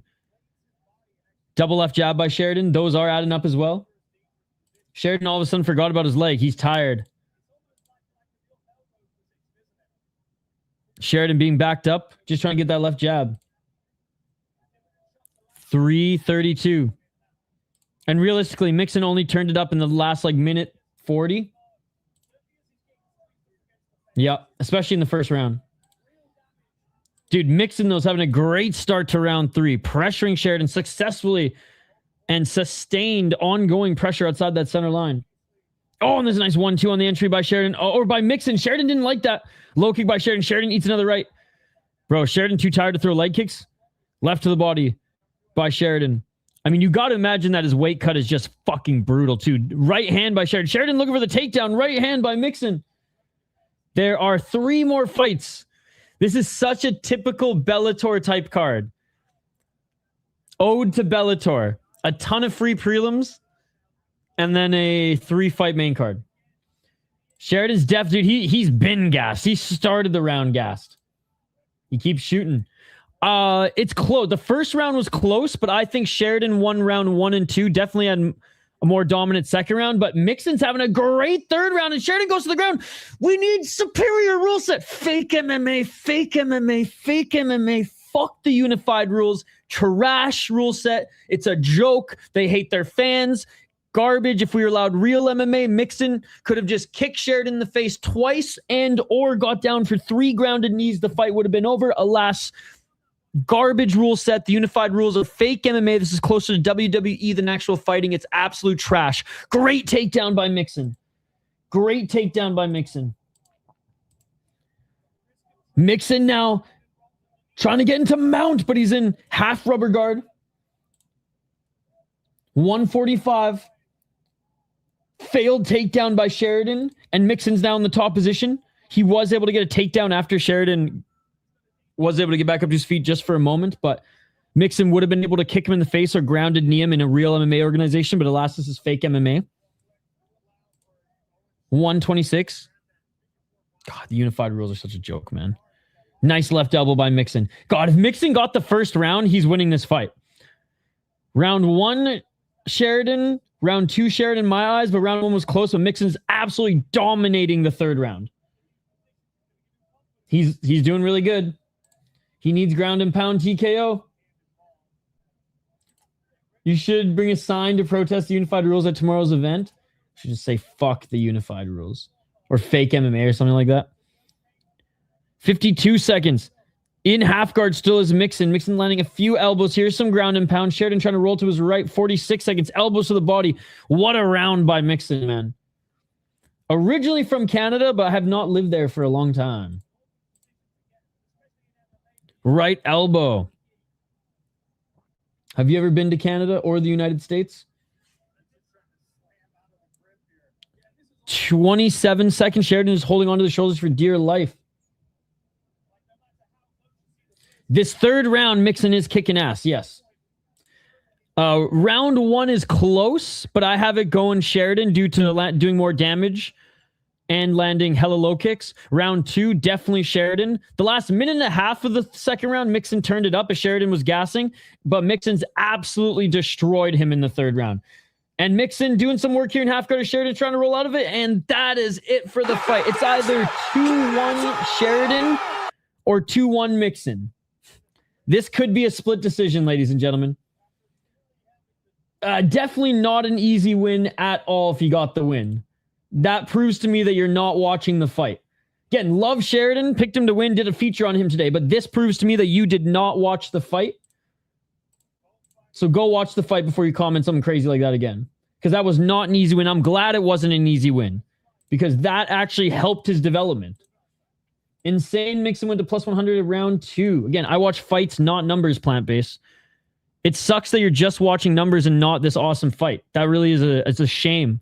It's a shame. You just missed a really good fight watching fucking live odds. 3 times. Unfortunately, the UFC doesn't count that as a knockdown, which is dumb. Start a political action committee and go state by state lobbying them to change the rules. I should. I just can't afford to do that. Honestly, if I had like some fuck you money, or for like some oh god damn it, or some fucking Saudi prince donated like a stupid amount to this channel and like funded it for like a few months for me to go do that, then I 100% would. Fuck, I had a pen explode in my pencil like holder, and there's just god, there's ink everywhere, dude. It's so fucked. I wish it was red because that would be funny, but like, yeah, it's on everything and just ugh. It's fucked. Anyways. We'll get to the main.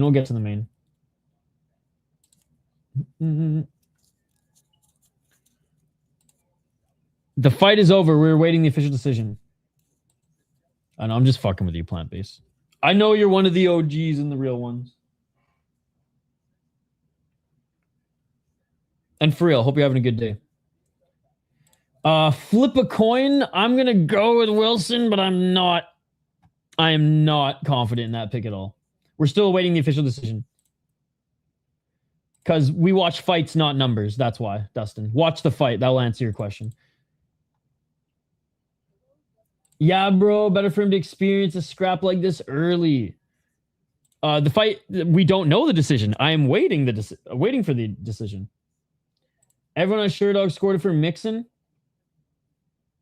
Hey, hope you're having a great day, dude. No problem. Yo, thank you so much for the 10,000 W's. Black Combat Eurasia versus Korea Omega. I'm calling them the betas, not the omegas. Will likely take place early morning, May 2nd. I will be live for it. The exact time will be confirmed later. The amount is about $6.07. Dude, thank you so much for the donation. And I will 100% be live for Black Combat. I think that this World Cup has been one of the coolest tournaments in mixed martial arts. Something different than a one-night Grand Prix, something different than just a Grand Prix. I love the team aspect with the different weight classes. That sucks. But thank you so much for the donation, man. You were far too kind. You did not need to do that. That sucks. I had that happen with a bottle of shampoo in my backpack a few weeks ago when traveling. No, the fight is over. Like I said, I think Sheridan got round one and two. Round one was close, but I think Sheridan just did more damage, especially with the low kicks. Round two was all Sheridan, except for the last 1 minute and 50 seconds where Mixan came back and he did really well. And then round three was all Mixan, dude. And maybe a draw if Mixan got a 10-8 in the third round and Sheridan got round 1 and 2, but we'll see. Probably a split, though. He's coming up in a little bit. Let's go Team USA. Probably a split. The World Cup is really cool, but for next year, if they do it again, they should have a bracket competition. It'd be fun to pick teams. They do have a bracket competition. It is bracket. They just started with the quarterfinals because they didn't have enough teams. But it is a bracket. Oh, you mean like them put on a bracket competition for the fans? Yes. We should host one if they don't. Unanimous decision? Owen Sheridan wins unanimous decision. Hey, round 1 and 2, I don't hate it. I don't hate it at all. Great fight. Even Mixan isn't upset about the decision either. Mixan is literally one of the toughest fighters I've ever seen, dude. I had to close it. Literally, Mixan is one of the toughest fighters I've ever seen. I've never seen someone eat a head kick like that and then come back after eating all those leg kicks. Even Sheridan saying how fucking tough he is. This guy didn't watch the fight. And it's embarrassing that you didn't watch the fight. I don't know how you can even call yourself a proud Irish MMA fan and you didn't watch that fight. It's a slap in the face to your countrymen. Slap in the face to your countrymen, dude. That's why it's unanimous decision. Yes, I meant for fans like how the NCAA tournament does it. Yeah, like the March Madness. Sheridan wins. Unanimous decision, 29-28, wins round 1 and 2. And yeah, okay, that's why he stopped kicking, is because his fucking leg was destroyed. All down to round 1, yep. Can you believe that robbery? They didn't give the fight to John Jones. Why do they disrespect the greatest fighter of all time? I'll get to them. We got time, brother. We got time. We got 15 minutes until the main event, too. So this one actually went the distance, which I was hoping for. And we will catch up on some of the highlights from the rest of the card. How hilarious is this?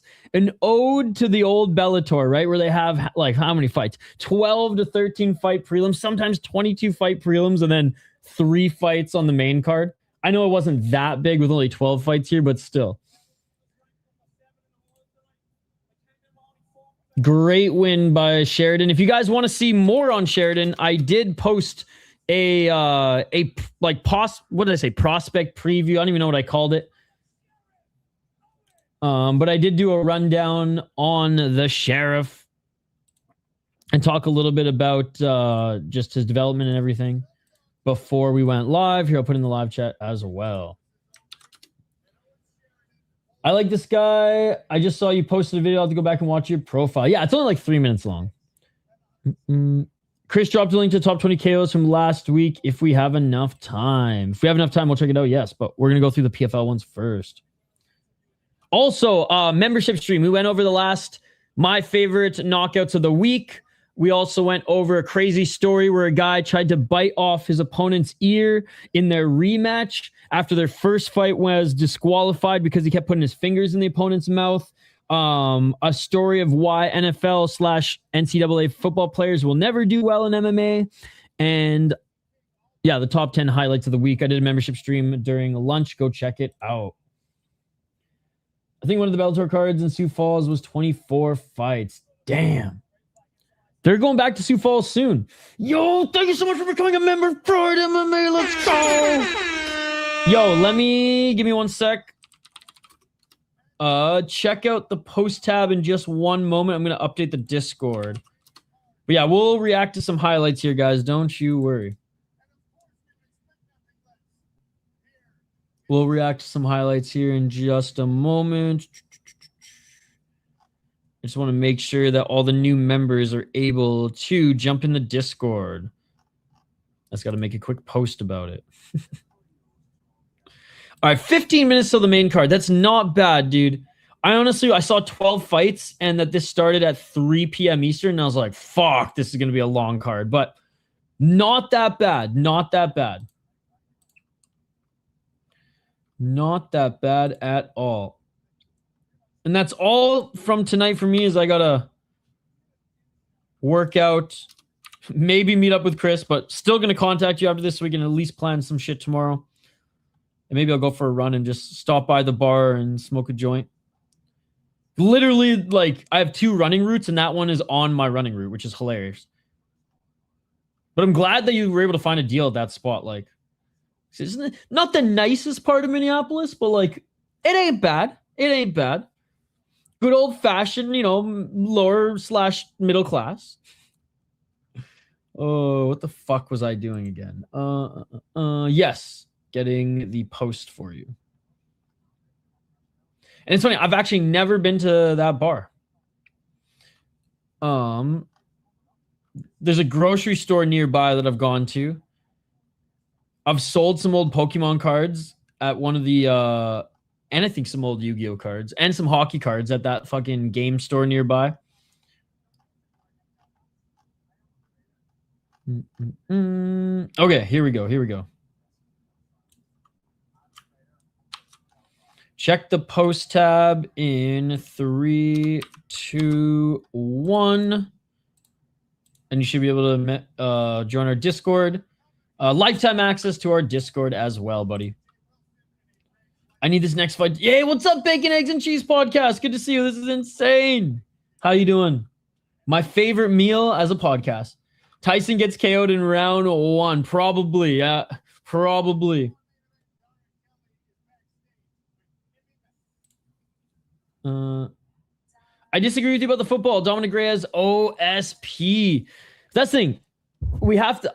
I want to check the ratio because I'm pretty sure it's way under 500. Like, I want to say it's like probably like 20 to 30%. and Josh Hockett. But okay, is Josh Hockett more football player or wrestler? He's a hybrid. That's like I want to start crunching the numbers. Dude, the amount that I've seen play like college football and then like fight on like an amateur or regional MMA show and just get absolutely destroyed is laughable. So it's not even like the big names. It's like I've seen so many.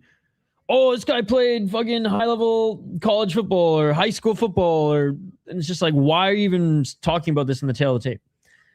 I will say Brendan Schaub was actually better than most, but that season had a bunch of football players, that season of The Ultimate Fighter, and I think he's the only one. I think there were like 5 football players. I think Mitrione was a football player too. He was actually pretty good. Maybe it is closer to 500, but we should start crunching the numbers. Dude, that's what Chris Cushman was saying. All right. 10 minutes until the start of the main card. I just pray that once we get to the main card, they don't like do a whole hey, welcome everybody. We're back at it again, blah, blah, blah. If you haven't been here for the last fucking 5 hours, it's like, nah. Just get to the next fight. Speaking of the next fight, it is Tyson Pedro against Dovlet Yagshimuradov. Yagshimuradov is actually, he's not the worst. Out of Turkmenistan, you don't see many of those. 36 years of age, certified Unk, and he honestly looks like my Uncle Azamat. 25-8-1 as a pro, 4-1 his last fight. He did lose his last fight, which was heartbreaking. 14 knockouts, 4 submissions, 7 decisions. Fought an ACB and a little ACA after the Akhmat takeover. Fuck Kadyrov. 3-2 in Bellator, 4-1 in PFL, and he was the PFL champion by beating Impa Kasangane, knocking him the fuck out in 2024. He only had 1 fight in 2025 where he fought Corey Anderson, got wrestle fucked by the now boring version of Corey Anderson, who's also an Ultimate Fighter alumni, by the way. Good win. Can we even say Rob Wilkins is a good fighter anymore? Because like when he's off the sauce, he's nothing. But that was back in 2024 as well. I mean, what a run he was on, man. 2, 4, 6, 7 fight win streak, beating 10-3, 8-1, 14-4, 19-2, Impa. It is very shameful that he lost to Carl Arbixson. He just can't get over the Corey Anderson hump. That is crazy. He was ACA champ. He defended the title twice. That is insane. He fought some really good guys in ACB as well. But he's Unk. He's funny enough, got decent cardio.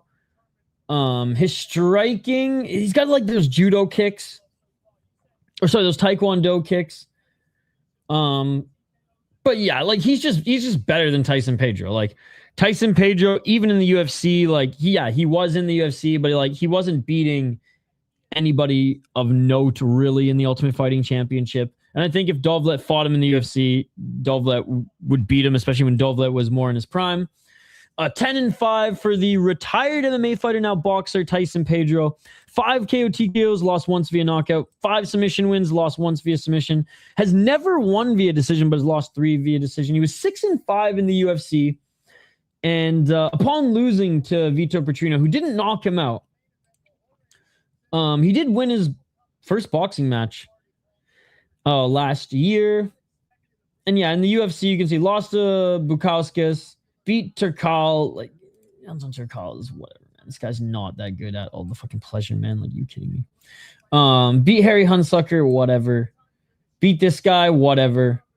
Lost to an old Shogun. Are you kidding me? OSP is fucking awesome. Love OSP. Yeah, that's the thing, man. Like, okay, he beat a 4-1 Khalil Roundtree, and he beat Paul Craig. Like, love Paul Craig, but like, for fuck's sake, dude. So yeah, I was never impressed with his performances in the UFC. Tough, sure. Well-rounded, no. I think Dovlet either knocks him out on the feet up against the cage or takes him down and TKOs him on the ground. I got Dovlet here.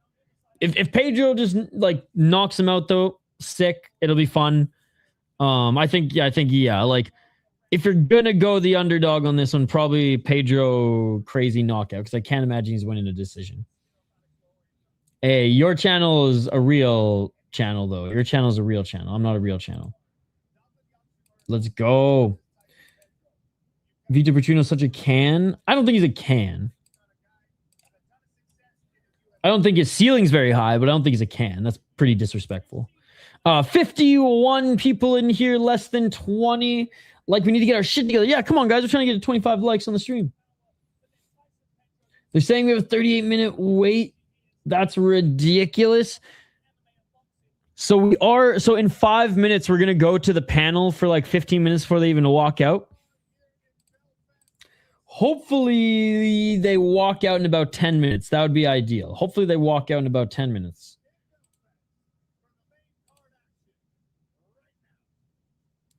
Right now, going to the main card. Right now, in like 10 minutes, we're going to the main card.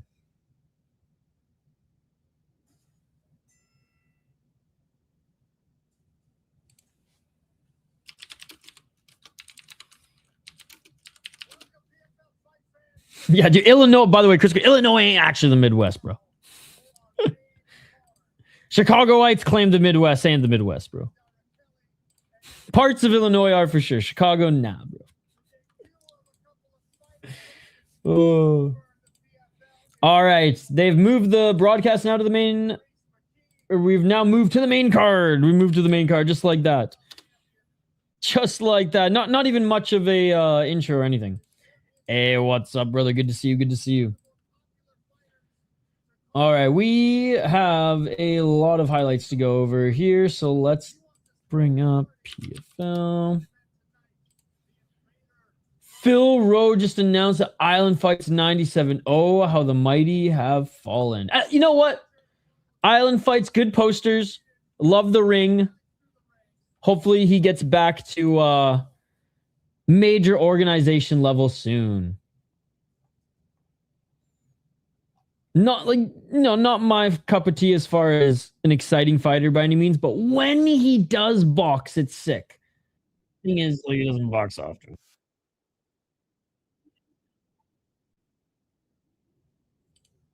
All right, cold open, ladies and gentlemen. Cold open.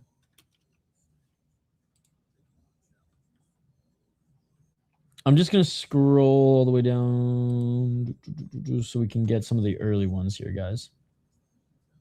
Yo, Chelsea Hackett got a good win against the former Luke's champion, Andre Vasquez. I knew Chelsea Hackett was going to go to fucking decision if she won, but I thought Vasquez was going to be able just to out-tough her. And no, that was a good win. That's a really good win. She can't buy a fucking finish, but that's a good win. For Jacob Kilburn. Let's go, Pedro. What's up, Sean? 8-7 Kilburn and 5-fight losing. Oh my goodness. Oh my God. Let's go, Dovlet. C. Vasquez looked like crap, not gonna lie. Vasquez didn't do shit till the third. Damn. I was hoping that she would get it. Luke's is one of my favorite regional leagues. Jorge Calvo is one of the best flyweights, not in a major organization. He literally is the fucking he's like the Luke's Carlos or Charles Oliveira. He'll get knocked down a bunch, but like bro won't get knocked out, and he was involved in the most bloody fight I've ever seen. She made Luke's look bad. Damn. Have you watched Luke's Friday with me? I think it's one of the most entertaining regional scenes or regional shows. I like it more than LFA personally. It's for me, like, it's more consistently entertaining than LFA. And so much blood. Always so much blood. Fuck yeah. I've never not watched an LFA card where once the main card starts, the entire mat is bloodied up. It's insane. Think Kelly wins the main event. His win over Dimitri was impressive. I thought that was a tough fight when it happened a while ago. He's coming up soon, buddy. He's coming up soon. We got probably 10 to 15 minutes before the walkouts.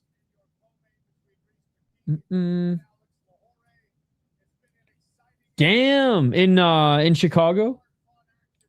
Sean Moody, by the way. Our resident Chicagoite. All right. Let's work our way up. Let's work our way up the card. Breathing a lot more difficult. Oh, dude, this is beautiful. This is beautiful. Standing rear naked choke. Let's go, dude. Let's go. Oh, this is the right hand that you guys are talking about. Sean, is it Gucci? Gucci?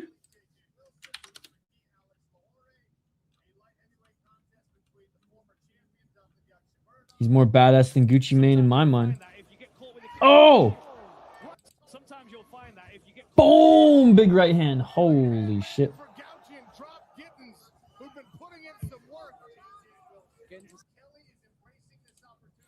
What else do we got? What else do we got? Oh, yeah. Bachar lost. That Greek fighter?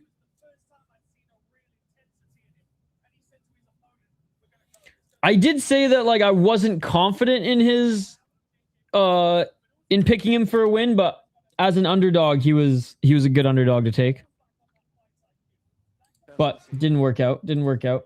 Seemed pretty one-dimensional in the Ultimate Fighter, and it showed that to be the case. JJ Wilson is low-key overrated. Let's go, Kelly.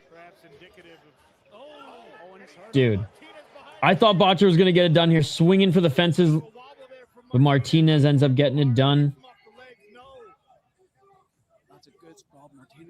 That was him just swinging like a madman in the second round.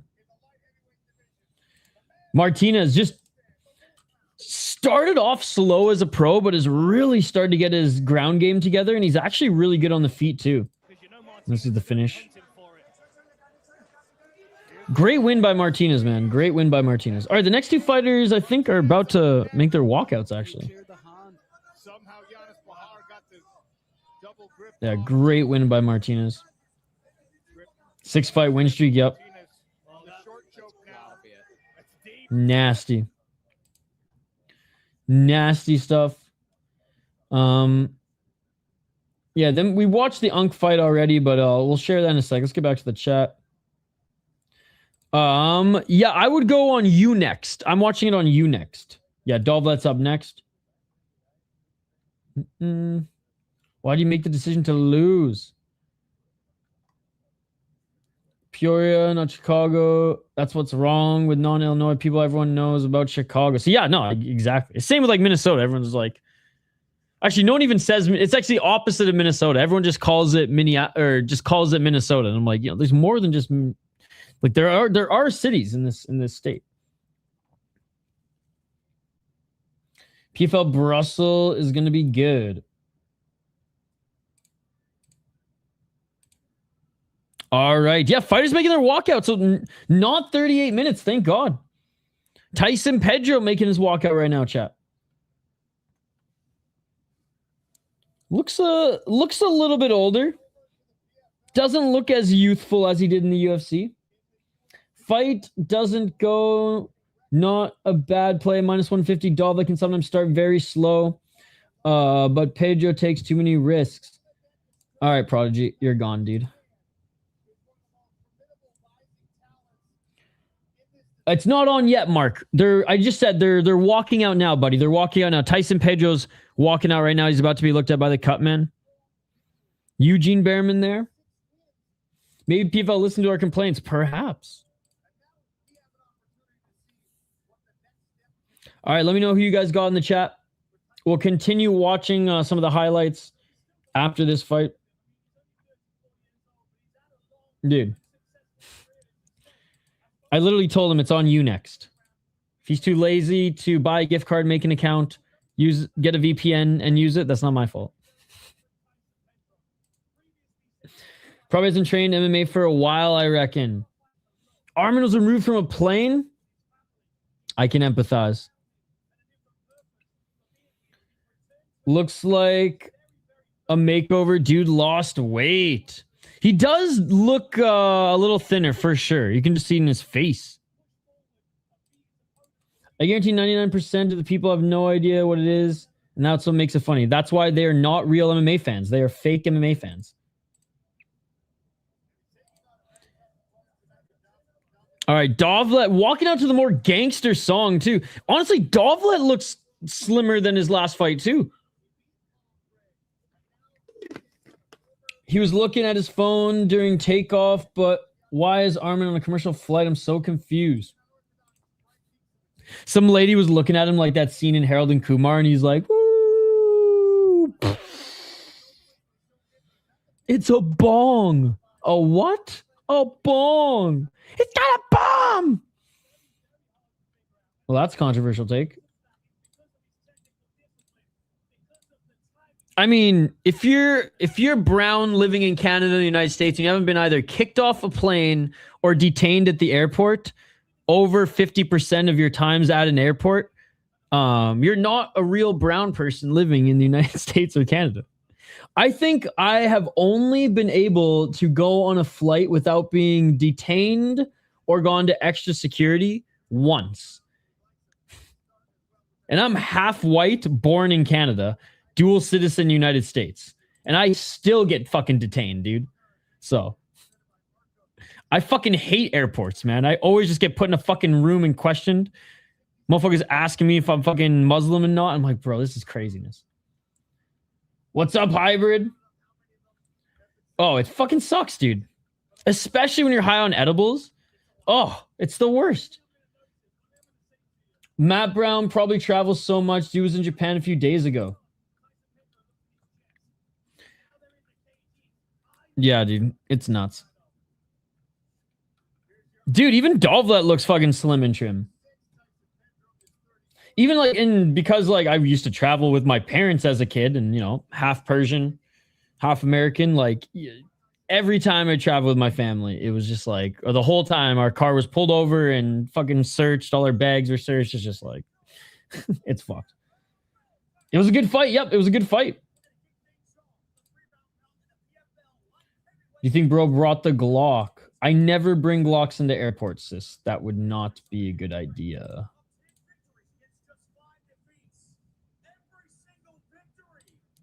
All right. They're being announced in the cage now. No, I've never... I don't think it's wise. I mean, I guess you're going on hunting trips. But at that point, I'm just driving, dude.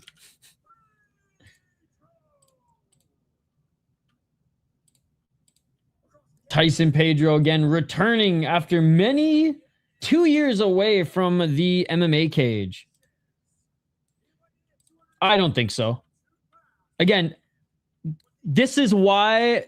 Don't act like a plebeian, hybrid. You're not a plebeian. I know you're not a UFC Dana White unified rules bootlicking plebeian. So don't start sounding like one here. It was a close fight, so close fights can't be robberies. Yes, decisions can be wrong in close fights, but you used robbed, which is a casual thing to say. That's a UFC plebeian term.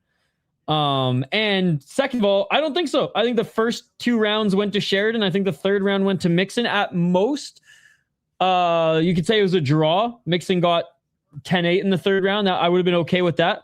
Sure, the first round was close, but Sheridan landed more strikes, did more damage with the low kick, and kicked him in the fucking face. So like I don't know what more of an argument there is there.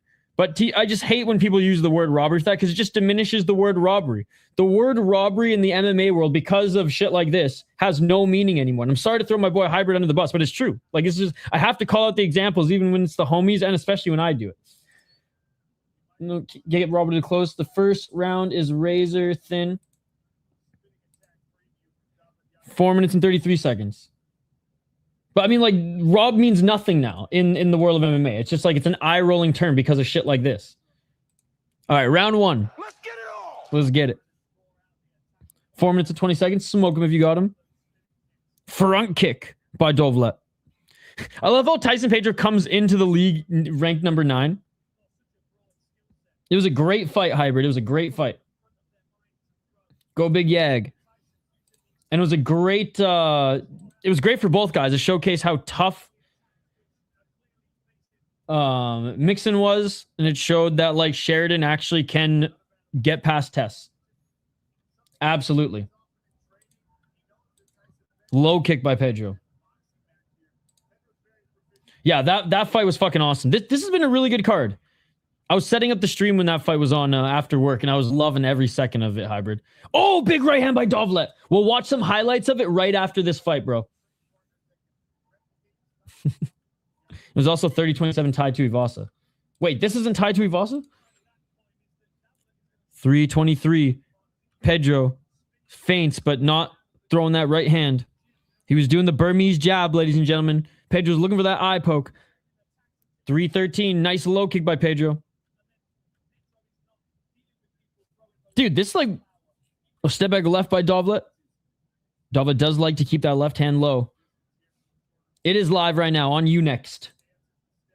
258. And ESPN. Low kick by Dovlet. I'm stoked that Uncle beat him, to be honest. 245. That was a beautiful, beautiful spinning elbow. Speaking of Ty, I think he's sneaking on the main card again at Perth. No way. I mean, as soon as UFC cut him, if they ever do, like, he's going to PFL. 224. Spinning heel kick doesn't land clean by Dovlet. Charles Johnson. Oh, look for the axe kick. Was Dovlet. Tyson Pedro got out of the way. Come on, man, Rudy. Like, literally your comments on screen. You're just going to get me demonetized? Got to put you in timeout for that one, buddy. 155. Shout out to Rudy. Purposely trying to demonetize the stream. Ty would not survive in the PFL. I agree. But I think they'll probably capitalize on whatever shoey fan base he still has. Whatever full sends to fan base he still has.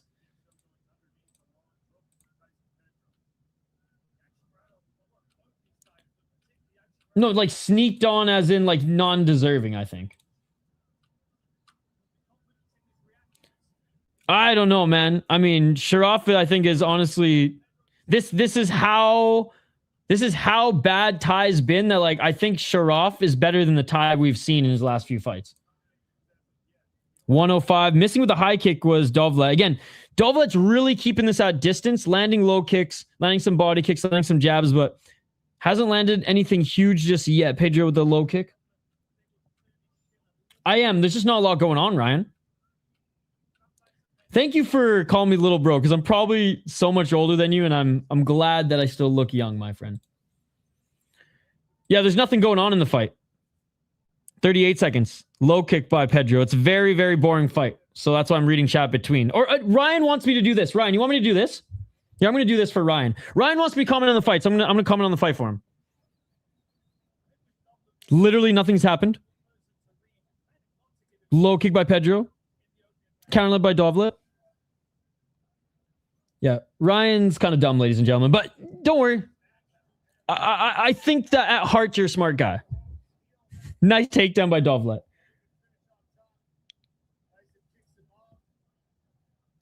And that is it for the first round. Pedro's not looking too great. He looks pretty heavy on the feet. A lot of feints. Like 5 or 6 low kicks. I don't have any sponsors. Oh.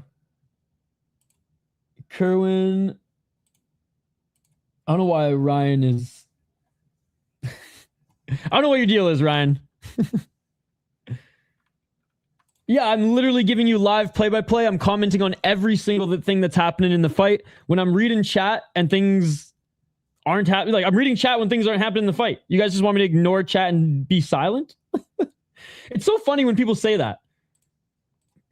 They come and they just want me to say nothing. And then don't read chat. They want me to read their comments, but also me say nothing at the same time. It's very interesting.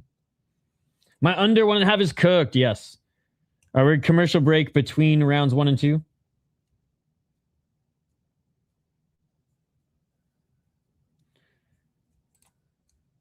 This fight is not from this card. Going into round 2.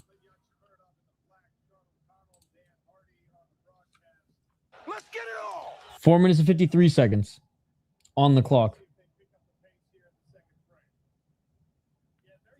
Low kick by Dovlet. Like, this card has been so good. This fight is so bad. 30 seconds in, and Pedro's missing with the jab. Oh, Dovlet with a nice right hand. All good, Rudy. I think it was only like 15 minutes. I'm supposed to comment on the fight, so I'm not going to read your chat. 419. Low kick by Dovlet. See how that works? Oh, Dovlet with a nice left hook.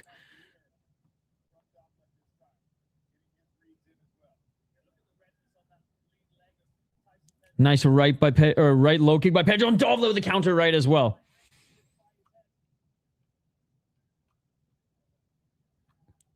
Left hand by Pedro, just a jab.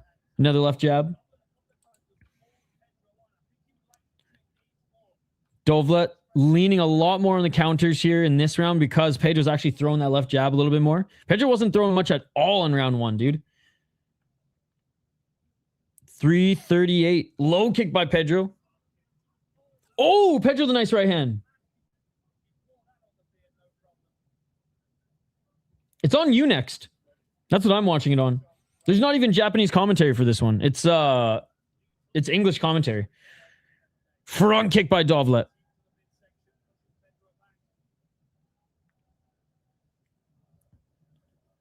Feint by Pedro.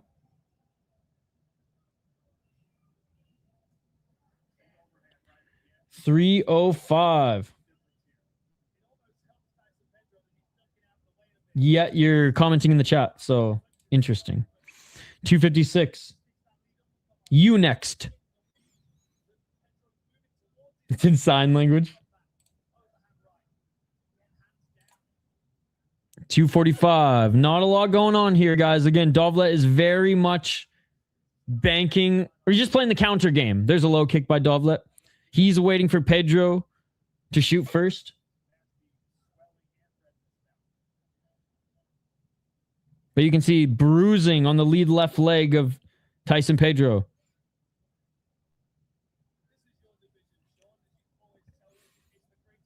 I'm in the United States and I'm watching on Unext. There's no excuse, brother. If you're a real MMA fan, you'd be watching it on Unext too. Nice right hand by Pedro.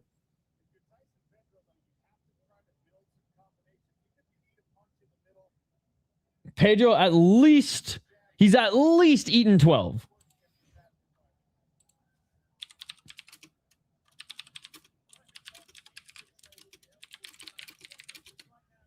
$150. It's crazy that people watch as much MMA as us here, but don't have Unext. It's insane. It literally shows everything. Oh! Yeah, it was wild. It was great, though. A little desert break from the snow. Dovlet missing with the overhand right.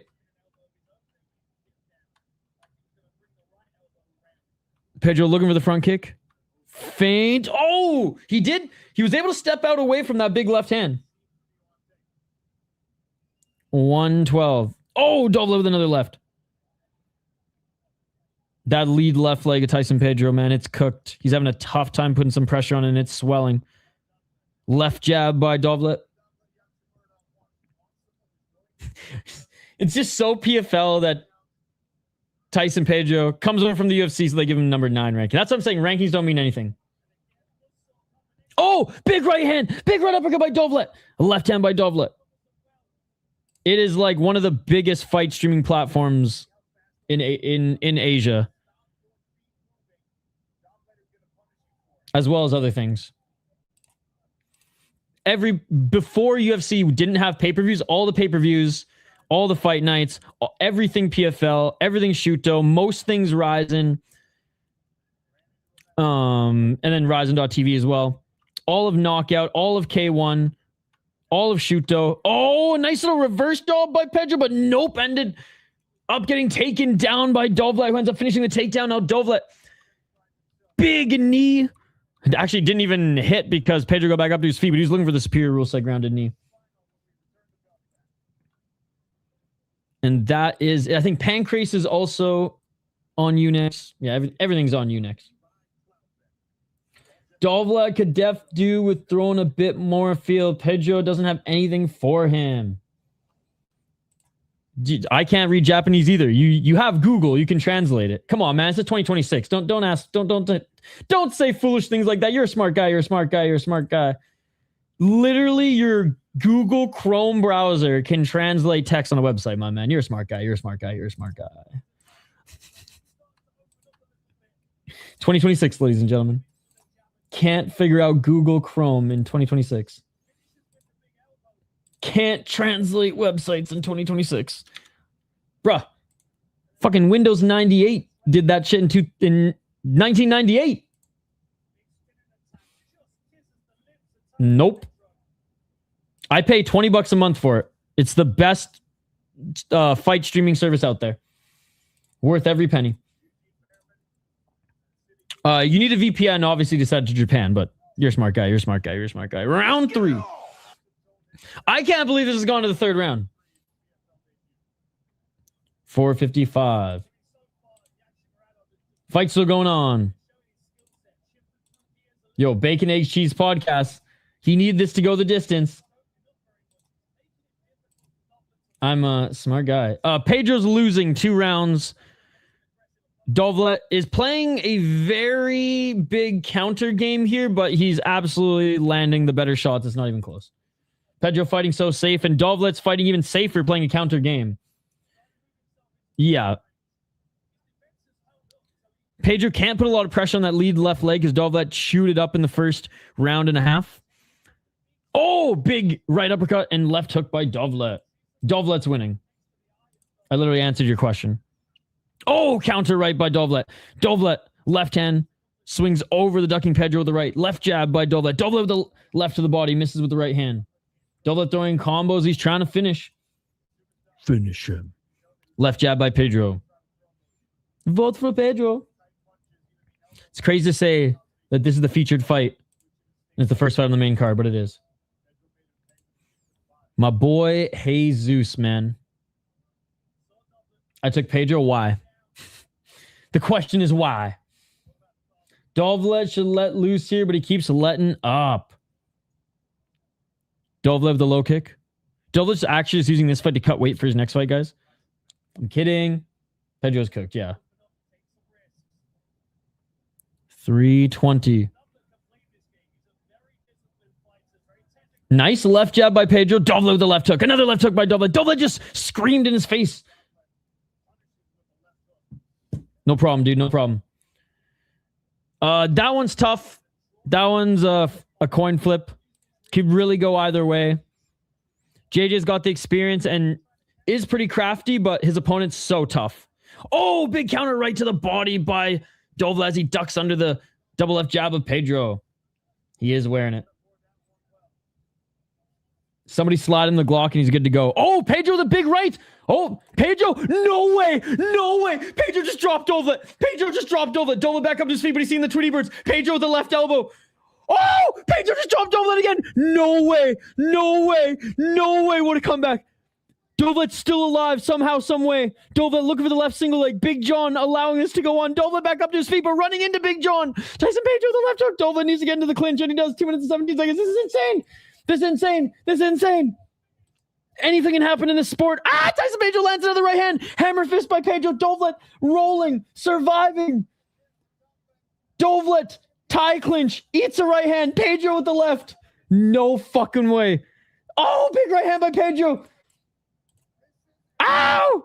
Dovlet looking for the takedown here. 1 minute 53 seconds. Dovlet gets the takedown. Dovlet's half knocked out and he got the takedown. This is fucked, bro. Dovlet is literally half knocked out and he still got the takedown on Tyson Pedro. That is how bad Tyson Pedro's leg is cooked and his takedown defense is. Dovlet's literally half knocked out, face bruised to shit, almost finished, and he still took down Pedro.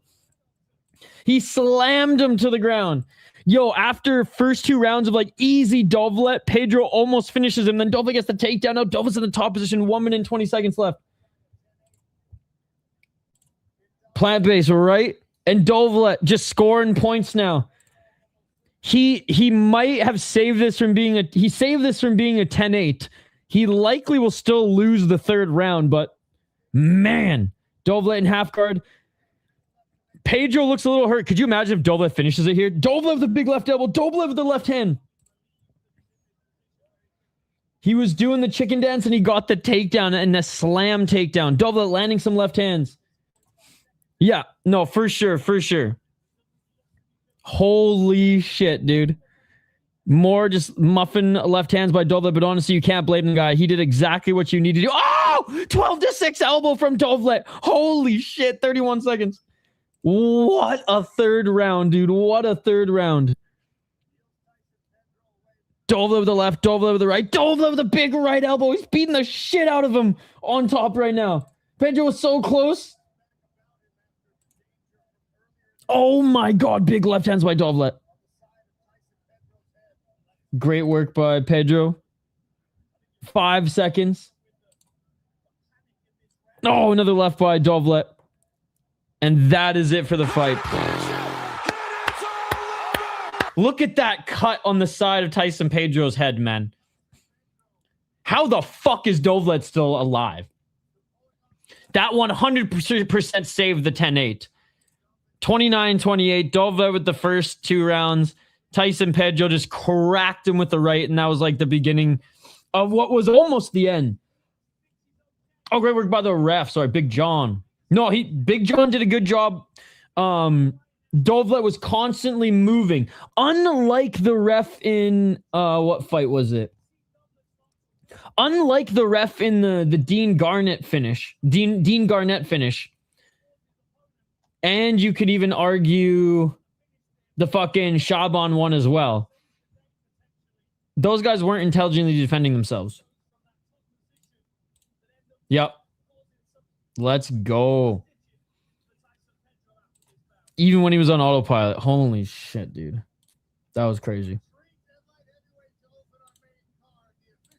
The main card is 3 fights, bro. Chill out. The commentary. What a fight to open up the main card. Your main card is 3 fights. Chill the fuck out.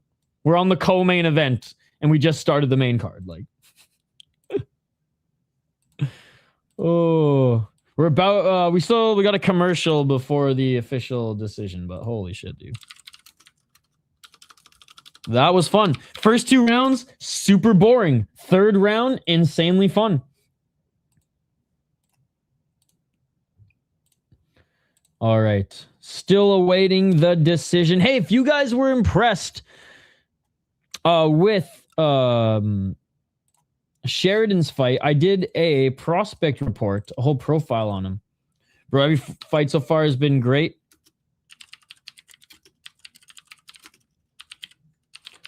Check it out. That fight was almost trash, but thank God the third saved it. Anything can happen in this sport. Smash that like button. Awaiting to hear the official decision, then we'll get back to some highlights from this card. We're about halfway through going through the highlights from this card, guys. Yo, did PFL also use some AI shit? Was that AI Dakota Cheva in the beginning of this commercial? Are they going full UFC Paramount with their AI?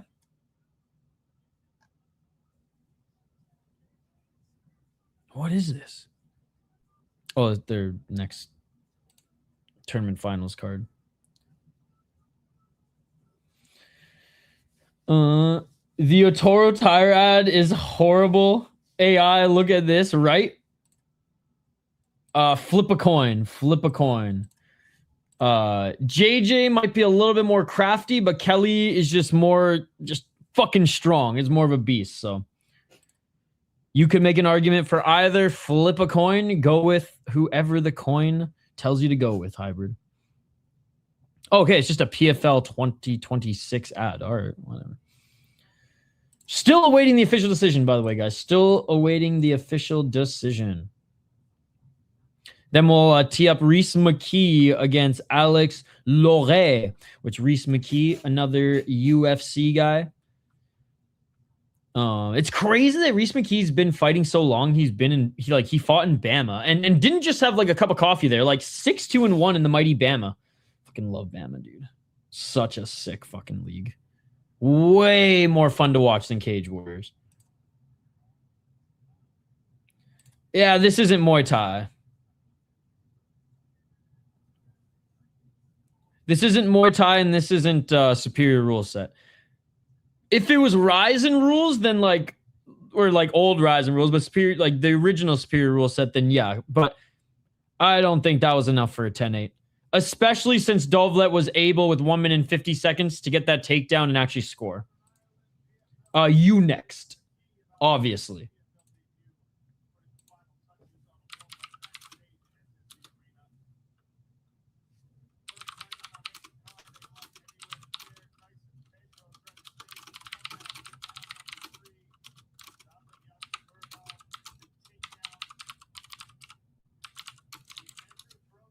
Still awaiting the official decision. I hate how we have so many fucking commercials. They do this in... Oh, what other league do they do this in? I think they do this in Octagon too. And they just fucking always have done this in the PFL. They have done like so many renditions of the Atoro tires ad, and it actually makes me want to buy them less now, dude. I will never even look at a Burger King sign again because of their jingle. Like, I won't even... Not that I ever even wanted to go since like 2000.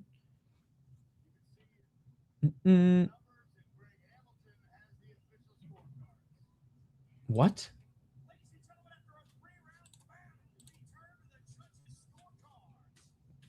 You've had some weird comments here today, dude. 29-28. I honestly can't even watch it anymore. I can't watch it live anymore. Dovlet won. Tyson Pedro, man, almost snatched that win from him. The weed is good. No, same. Like, I love the live scoring. I love the theatrics. I love the roster. Can't do it. The pacing's too... It's so bad. It's worse than PFL. Worse than PFL. So, like, I buy the pay-per-view still. But I just watch them. I used to get I sometimes would get like 60,000 views. The views ain't worth it. Fuck the views. I ain't doing that shit live anymore.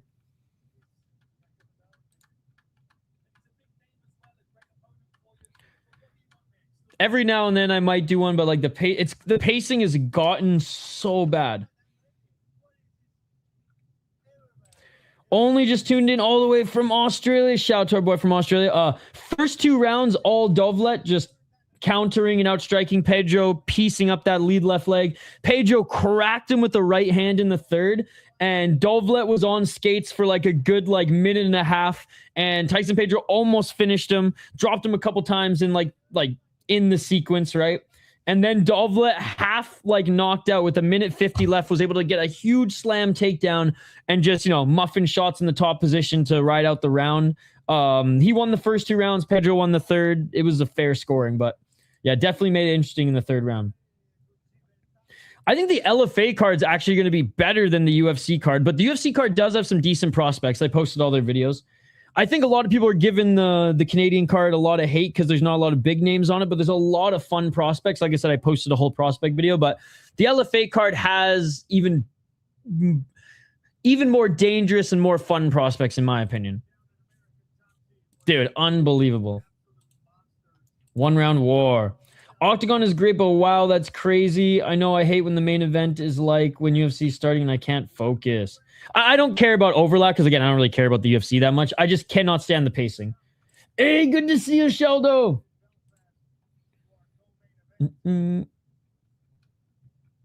LFA is actually in Minnesota. I'm going live to it this weekend. Hey, no problem. Hey, he earned our respect in that third round.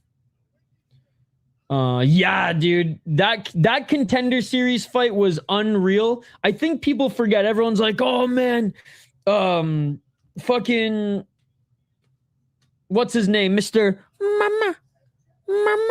Josh Hockett and Curtis Blades is the best fight we've seen in like a fucking calendar year, blah, blah, blah. It's like, sure, of 2026, but y'all forget. Best fight of all time. Best fight we've seen in the last few years. Great fight. I'm not putting it down.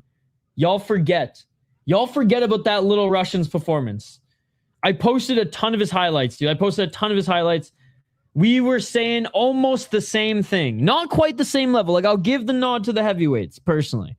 But we were saying the same thing about that little Russian and whatever.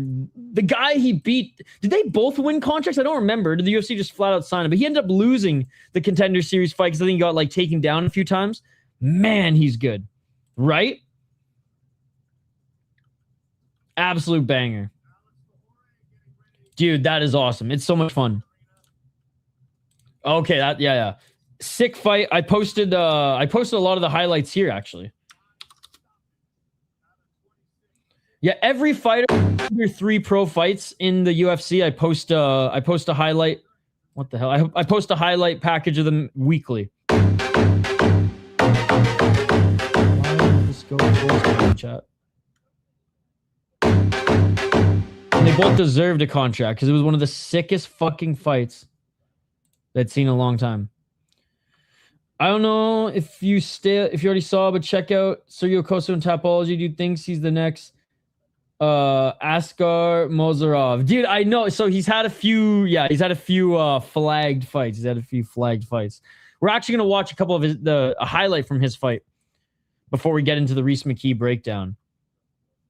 But yeah, dude, this kid's sick. And where's the Contender Series highlights?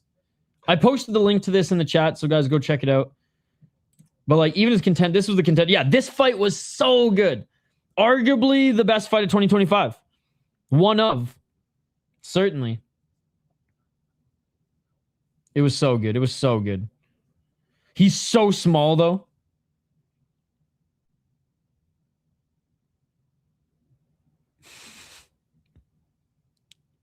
He's like an angry freaking Russian. God, I don't even know what style. Like, he's like a mini Pavlovich.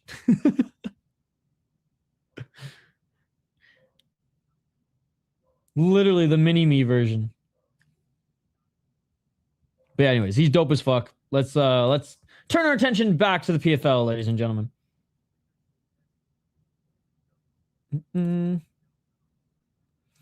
It's him and his manager trying to cover up losses. Oh my goodness. That's unreal. He gets hit a lot though. Yeah, that he does. I mean, so the fight, so Sheldon, so the fight was not a good fight because he didn't get hit, because he got hit a lot. Again, I ain't the bougie MMA fan here, brother. If you think the fight wasn't one of the best fights last year because he got hit a lot, I don't know what to say. He's so good, but he's so small. That's what all my exes say too. What's up, Mr. C? How you doing? Let's go. It's my first PFL event. This is a great first PFL event. All right. Speaking of Pedro Carvalho and Sergio Cossio, who I did say Cossio might be a good underdog swing pick here because I didn't trust his opponent's chin. It just turned out to be a fucking scrap, man. Calvo ended up winning unanimous decision and, you know, fair enough, 2 rounds to 1. This was the last 30 seconds of the fight. This was the last 30 seconds of the fight. And again, Calvo isn't a certified unk, but he's taken enough damage where honorary unk for sure. Cossio, he's a fucking certified unk. And Tapology flagged fucking guy, so shout out to him. They don't make him like him anymore. They don't make him like him anymore. Look at these two.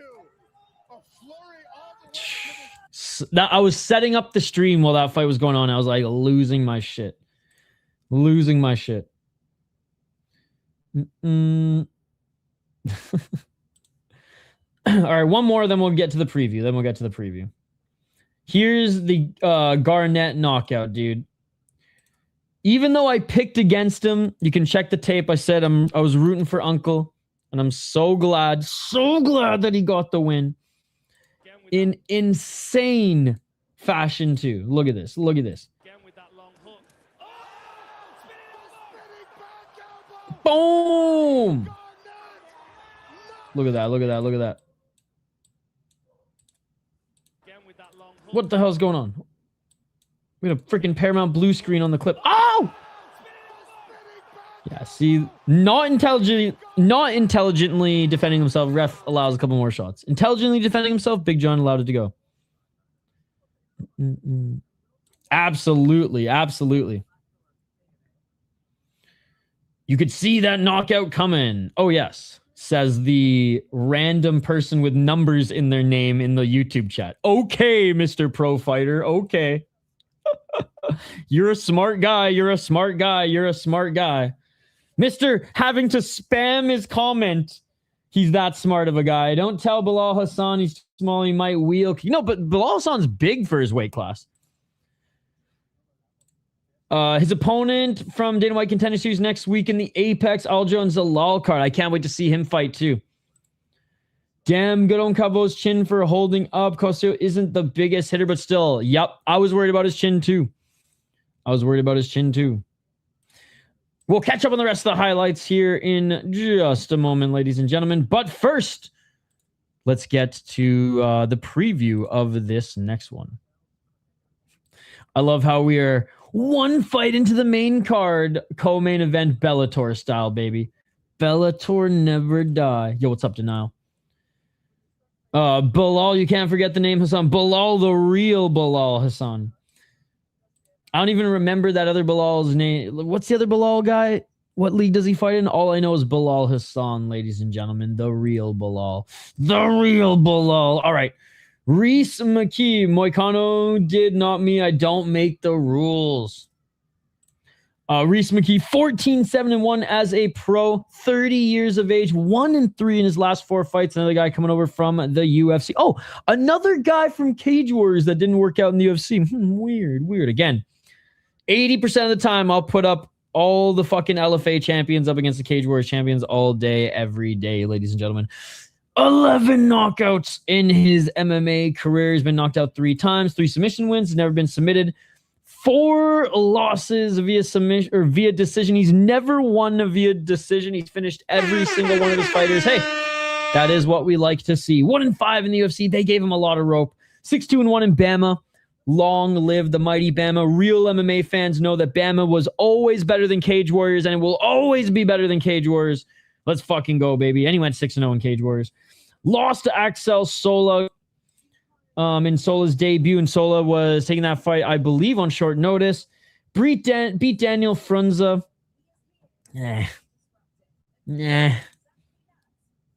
Fine. It was an okay win against Daniel Frunza. He was 9-2 at the time. Lost a shitty split decision, not the worst fight. Losing to Andre Lusa, that's not great. Again, he was the champion in Cage Warriors before coming, or champion in Cage Warriors before coming to the UFC for the second time, unlike Modestas Bukauskas. Hasn't been able in his second run in the UFC to be as consistent. That's the word I was looking for. No shame in losing to Chimaev when he was coming in 2020. A little bit of shame losing to Morono. But Morono at that time actually wasn't that bad. He was just good everywhere, not great anywhere. Alex Lohoré, 26-11-0 as a pro. Definitely has knockout power, but just not as quick. And I just don't think as dangerous as McKee. Despite the 14 knockouts, like, yeah, he's a good striker. When he gets you on the ground, he does go for the submission and or ground and pound. Like he hunts on the ground, which I like. I just think his speed's not at the same level as Rhys McKee, especially in the first round. I think Rhys McKee hits a little bit harder as well. 5 decisions, 4-5 in Octagon, 2-0 in Bellator, and 0-1 in KSW. Love his resume. Has competed in a ton of major organizations. That is awesome. And was in Karate Combat. Dude, just what the fuck? Just what, a couple weeks ago? Oh my goodness. Oh my God. Yeah, he fought in Karate Combat just a few weeks ago and he lost to the decision. He's probably going to lose this fight. Fought in Brave. Dude, he's fought in everywhere. Fought in Brave, fought in KSW, Octagon. That's crazy, man. Cage Warriors, Bama, Bellator. Fucking rights, dude. Certified Unk. Respectable and very cool MMA resume. Unfortunately, I think Rhys McKee's gonna get it done. And I'm not even is Bryce Mitchell singing for him? Bryce Mitchell is singing for Rhys McKee as Rhys McKee walks out. That's interesting. I'm not super high on Rhys McKee. I just think he hits hard and he's going to land some big shots on Lohoré. If this does go to the third round, though, Rhys McKee, we will see. As he doesn't win fights via decision.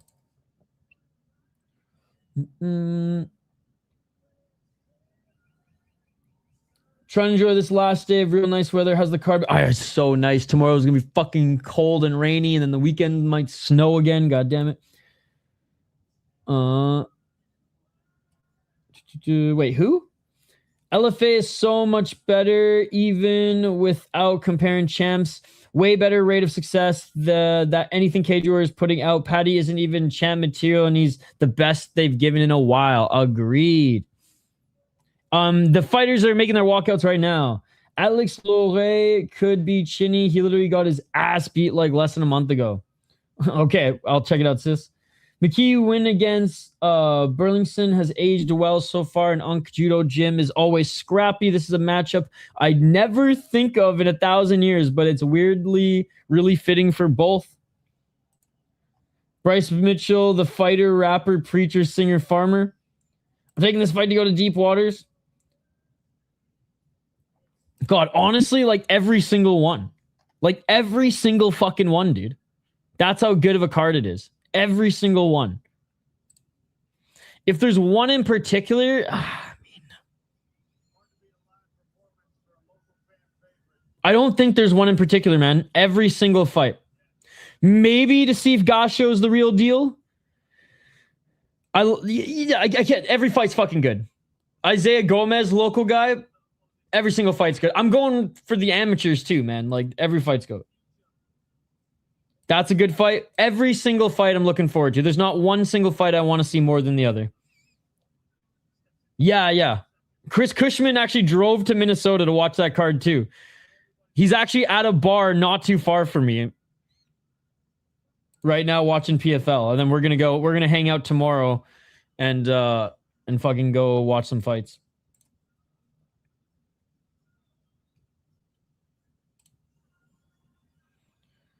Topuria wants crack from Justin Gaethje. I heard Justin Gaethje has the best crack. All right, Bryce Mitchell's actually pretty good on the guitar, man. He kind of sounds like fucking Ed Sheeran. Eternal MMA put out a graphic showing the promotion with the best success in the UFC. Ryzen was 1, Eternal was top 3, Bellator was way down at the bottom. Wait, but that's wrong. If we're going like wins versus fighters getting fights, then maybe. Who won the fight hasn't started yet. I'm stoked for LFA. I don't think it's that bad. I don't mind Eternal at all, actually. Literally, the guy, it's not even a joke. I'm not joking. Bryce Mitchell is boys with Rhys McKee, and he was singing for him as he was walking out.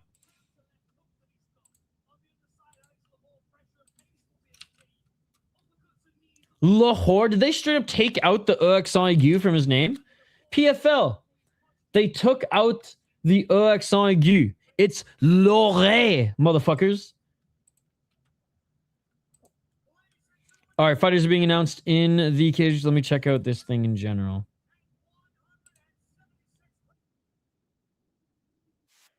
Oh my God. It's annoying about this whole thing, but that is the greatest thing ever. If Justin Gaethje beats him, I will show it on YouTube. I don't care if my channel gets a fucking community strike again. LFA it's like the AHL of MMA. Who do you got? Flip a coin. It's probably because I had the volume on your video.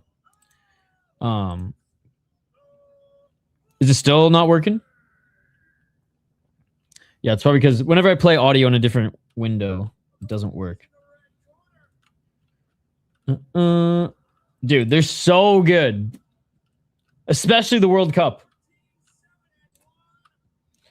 Lohoré with the no stash beard combo. I should do that one of these days. Yeah. Isham so confused. That was not the UFC fighter, but it was 100% Bryce Mitchell singing for him, dude.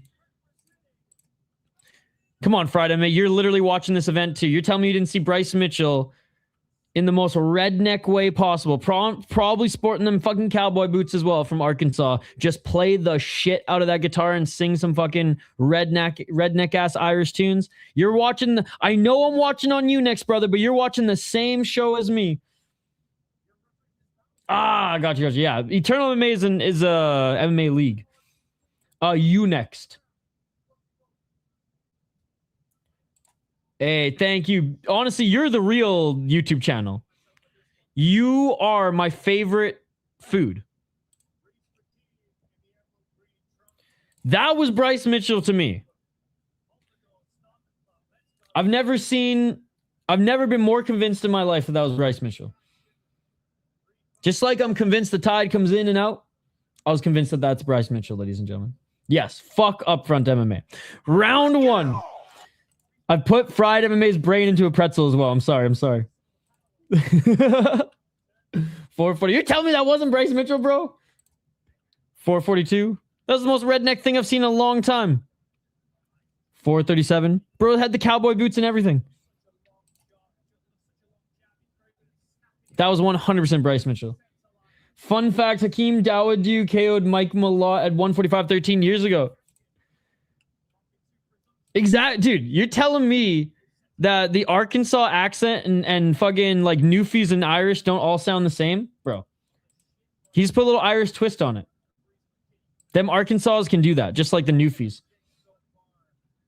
Can we confirm it was Glenn Mitchell? All right, fine. It was his brother. Oh, McKee with a nice low kick. Can we compromise? It was someone. It was a first cousin and or brother-in-law of Bryce Mitchell. Can we at least agree that it was a cousin and / brother-in-law Bryce Mitchell? 338 low kick by McKee. Another low kick by McKee. Lohoré getting that lead left leg chewed up just like we saw in the last fight. I don't. It was Bryce Mitchell's cousin, sure. All right. I mean, no, I don't. 316. Okay. Oh, nice right hand by Lohoré. I know MMA Guru went fishing with Bryce Mitchell. Dude, he's good, man. I'm excited to see him fight. He's good. I posted a video of him as well. 254. Let me check with Dan Hardy.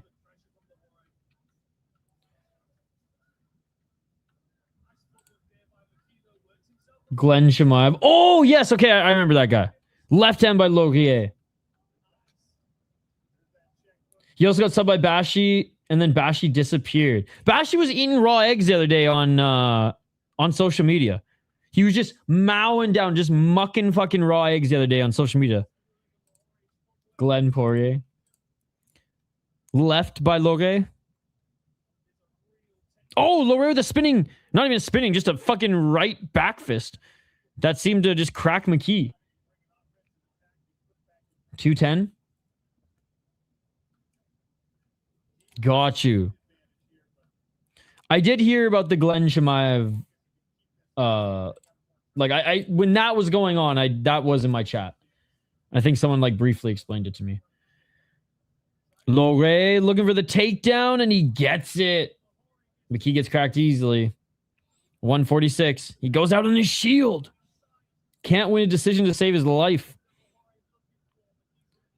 Lohoré with the body lock. Trying to drag McKee off the cage. Again, guys, smash that like button if you haven't already. Lohoré can't keep McKee on the ground. Well, not really clinching, but holding his torso up against the cage.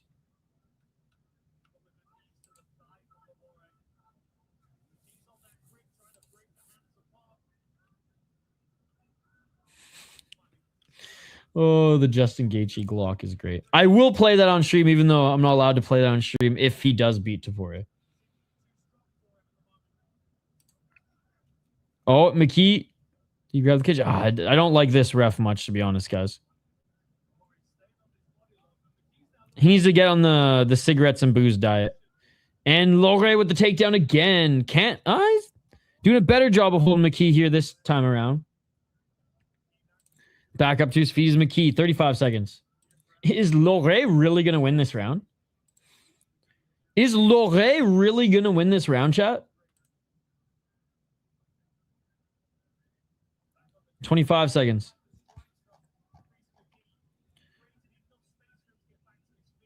Lohoré trying to get one more takedown.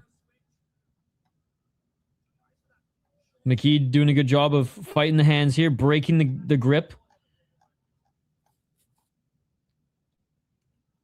Oh, huge knee by McKee in the clinch. Huge knee.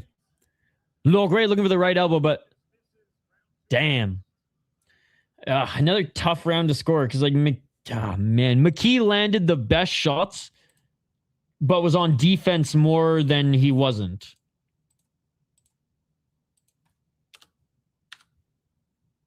That's a tough one to score, man.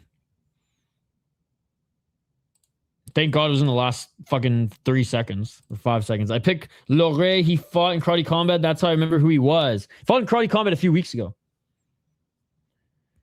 From the creators of the Atkins diet comes the Keith Peterson diet. Dude, Atkins walked so Keith Peterson could run, baby. I think McKee won that round. Dude, I watch fights, not numbers. I have no idea. I literally told you it was a coin flip. What part of coin flip could go either way? Do you not understand? Bet on both of them, you're bound to win one of them, right?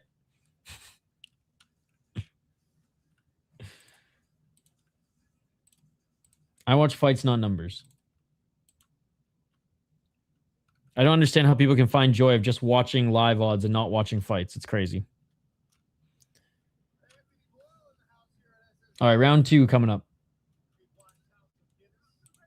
I could go for a Guinness right now. I don't know what House of Guinness is, but I could go for a Guinness right now.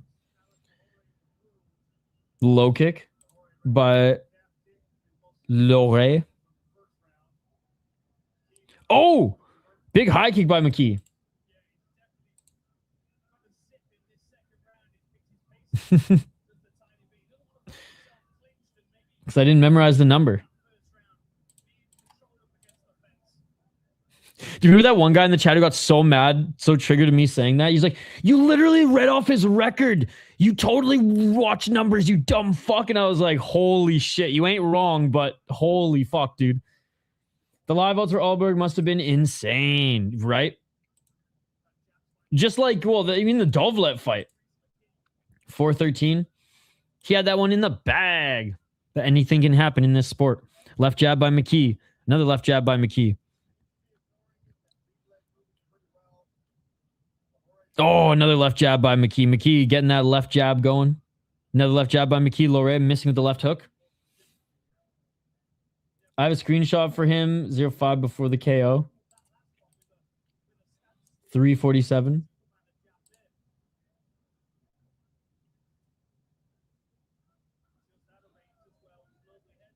No line is safe in MMA. Oh, McKee looking for the high kick. Like that butt guy that won an APFC a couple weeks ago. Wasn't he not like he was just like a throwaway. Putting his opponent on your parlay was just like a normal, like a guarantee, but nope. Oh yeah, dude. Every single MMA card I watch, there's upsets. Speaking of butts, when's his next fight? Yes! Let's go, dude. That was such a crazy win. Left hand by Lohoré. Oh, Lohoré with the right hand on McKee. Oh, Lohoré with a straight left. Lohoré with another straight left. Damn. That's so awesome. Yeah, he seems like super down to earth. I was so happy for him. Left hand by Lohoré again. Lohoré with another left jab. Dude, McKee's nose starting to... Oh, big right hand by Lohoré and a big right hand by McKee. McKee with the left hand. McKee looking for the right uppercut. McKee with an overhand right. Lohoré with a straight left. Loré's right eye starting to swell up, though. Not horrible, but there is some bruising. Come on, guys. Yeah, smash that like button, guys. Me? Oh, hell no. Someone mentions unified rules, and I literally smash shit. 205. Looking for the takedown now is Lohoré again. Lohoré gets the takedown, but McKee right back up to his feet. Man, such a close round in the striking. Overall, McKee is outlanding him 54-22. But this second round has been razor close with the striking, and Lohoré trying to check that extra box and get the grappling advantage. He's UFC #1. Sheepy's lying. Butts never won a fight, then got the mother's milk. Insane because I thought it was an Ezekiel choke. Brother McKee is -1,000. I don't understand. I have him, but I don't understand. Yeah, I don't know about that. That's got to be up there with the KO of Usman Edwards and the triangle by Chel Silva. It's always going to be under because it wasn't later in the fight. But as far as comebacks on the same magnitude of a what the fuck, did not think this was going to happen comeback, yes. But to be comparable with those ones, and same with the Yuri against Glover, right? They have to be longer. I would say Yuri against Glover was a better comeback. Still. Topology has it down as Von flew for some reason. Steph a smother choke. Looking for the takedown is Lohoré again. He's got the control time for the last 50 minutes or 1 minute and 50 seconds on McKee. 30 seconds.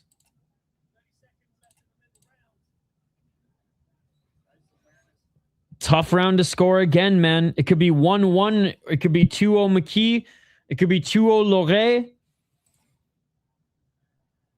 13 seconds left. Who's going to land the big shot here in this final frame? Lohoré again fought 3 weeks ago in Karate Combat. Better comeback. Conor versus Aldo or Jorge versus Ben? Oh, I think it's a 1-1.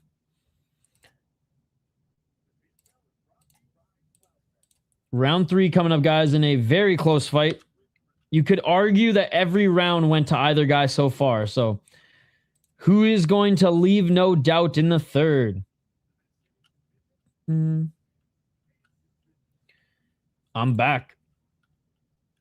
Wouldn't want to watch Lohoré again. This is a rough fight, like watching an old man versus a middle-aged man. You must not have done any research on this fight at all. He literally fought 3 weeks ago in Karate Combat and got it was competitive, but overall he got beaten up.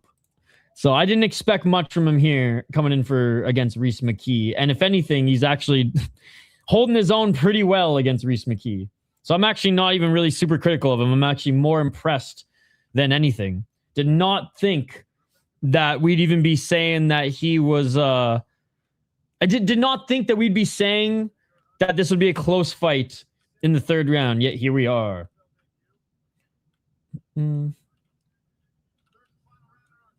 Showtime, just here to troll. Doesn't actually even watch fights. Pantoja stands up and KOs Van with his flailing forearm.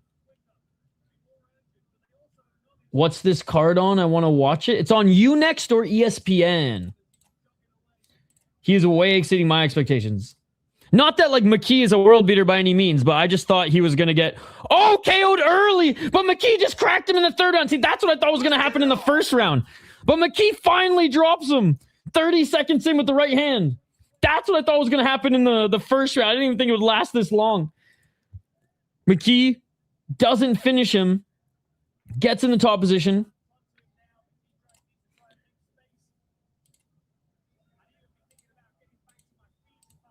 Four minutes and 12 seconds. Let's see if McKee can land some big elbows. Lohoré is still hurt. Lohoré does have a closed guard. 356. Right hand by McKee misses.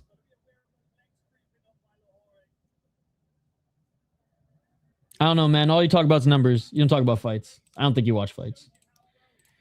Scorecards on Twitter are actually everywhere. That's what I said. It was whoever, like, and so far McKee's dominating this third round. Whoever wins this third round is gonna, I think, is probably gonna win the fight. No idea, bro. You can make an argument that round one and two went to either of them, or it's 1-1 going into the third. Like, you could make an argument for it being 1-1 coming into the third, or 2-0 for each of them. But right now, McKee is doing well in this third round. Literally both guys.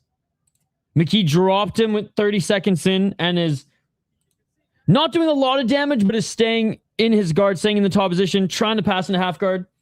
Needs a finish. Left hands by McKee.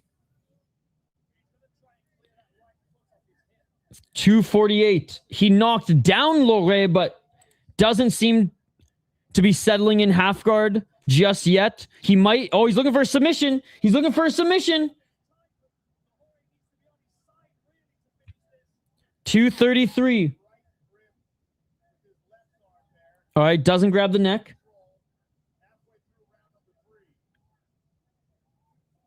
Again, Mr. Showtime's only here to troll, ladies and gentlemen. 219. He got the better of me on the last stream. He got me to crash out in the last stream, but there's fake MMA fans, and then there's Mr. Showtime who doesn't even watch the sport. Just comes in here and just talks numbers. Nice back take by McKee. His goal is to distract us from the fight.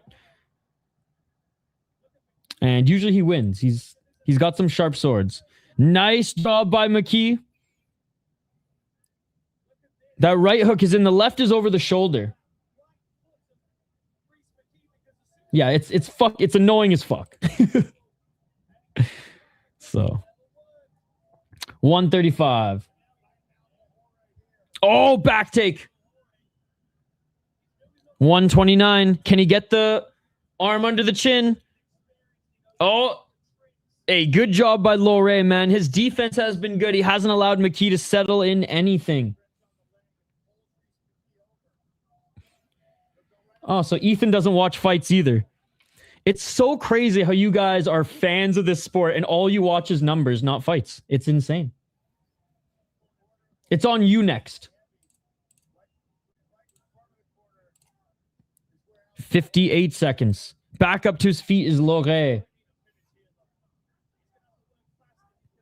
I wasn't able to hit the backpack button fast enough.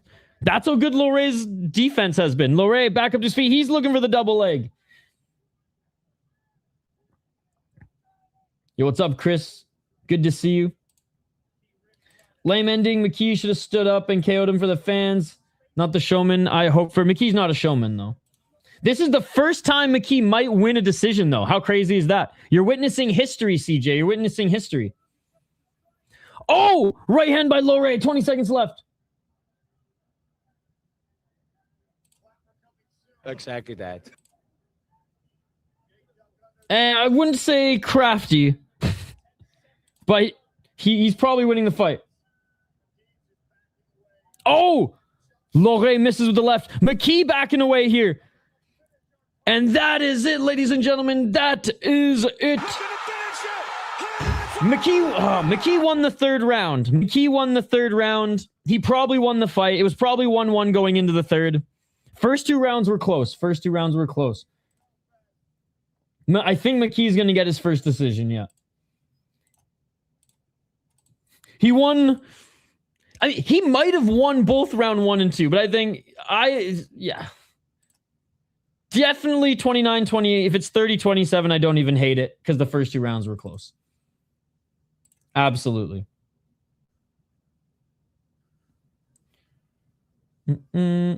Oh, hell yeah, dude.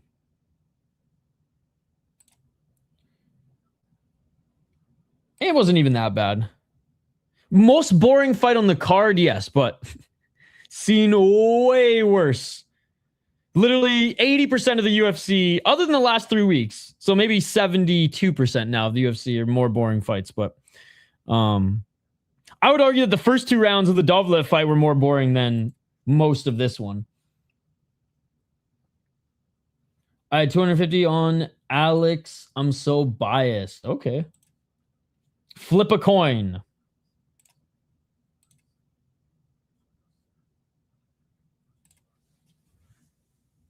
Flip a coin. I keep thinking that that's the freaking like Twitter X logo.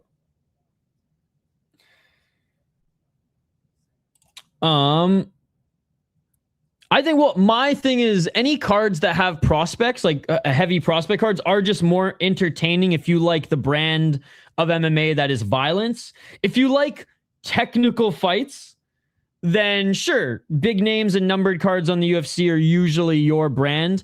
I like watching hungry prospects or guys and gals on their way out, like who are on a losing streak and who have to fight to stay, fight for their lives, for their contract. They just put on those sloppier fights. They put on more exciting fights. And I like violence more than the plebeian UFC fans who just lick Dana White's boots and bend over for the unified rules. I like violence. So I prefer the fight night cards actually, because I love following prospects and I watch endless amount of tape on prospects. And it's just cool to see them hungry in major organizations. We're still awaiting the official decision. Sick. This is not a real MMA channel. No way it's going to be better than the last GOATed Canada card in Vancouver. That Vancouver card was so good.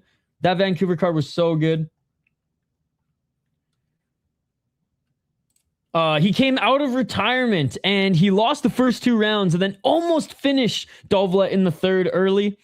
Couldn't finish him, and then Dovlet ended up getting on top of him to like survive, and he ended up winning the fight. 29-28, lost that round. The fight has not been officially called yet, my man.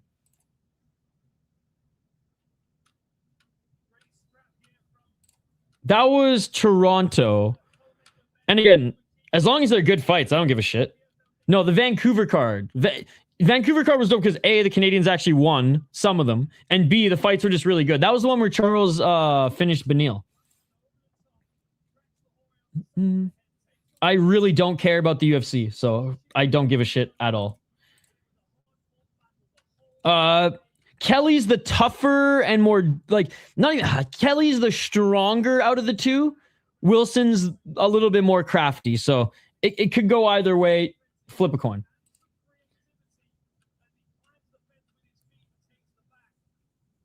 There's just so much. Again, it's my 6th or 7th favorite promotion now. So, like, Malott should win that fight, but does anybody really care about that fight? I do. BKFC's fun. I love, God, what's the name of it again, chat? The Korean bare knuckle C-can fights, and then the loser gets shipped to North Korea in the C-can. Amazing stuff. Well, it's because it's tough for guys to fight a lot year round, and a lot of the time the commissions are going to suspend you for like 6 months after a fight like that, right? So I would say they've done fine.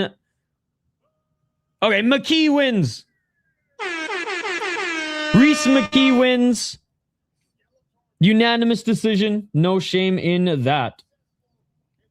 Flip a coin. Yeah, I'm not surprised, though, in a league like that where they've had a problem establishing rosters. If anything, I would argue that they've actually impressed me with the roster they have been able to put together in a sport like that. So I'm on the opposite end of you. I'm actually impressed. Like I said, don't hate it. It could have gone. It could have been like that. Lohoré could have won one of the 2 rounds, or both first, second, either. But don't hate this decision at all. Right? Good to see you, Rich.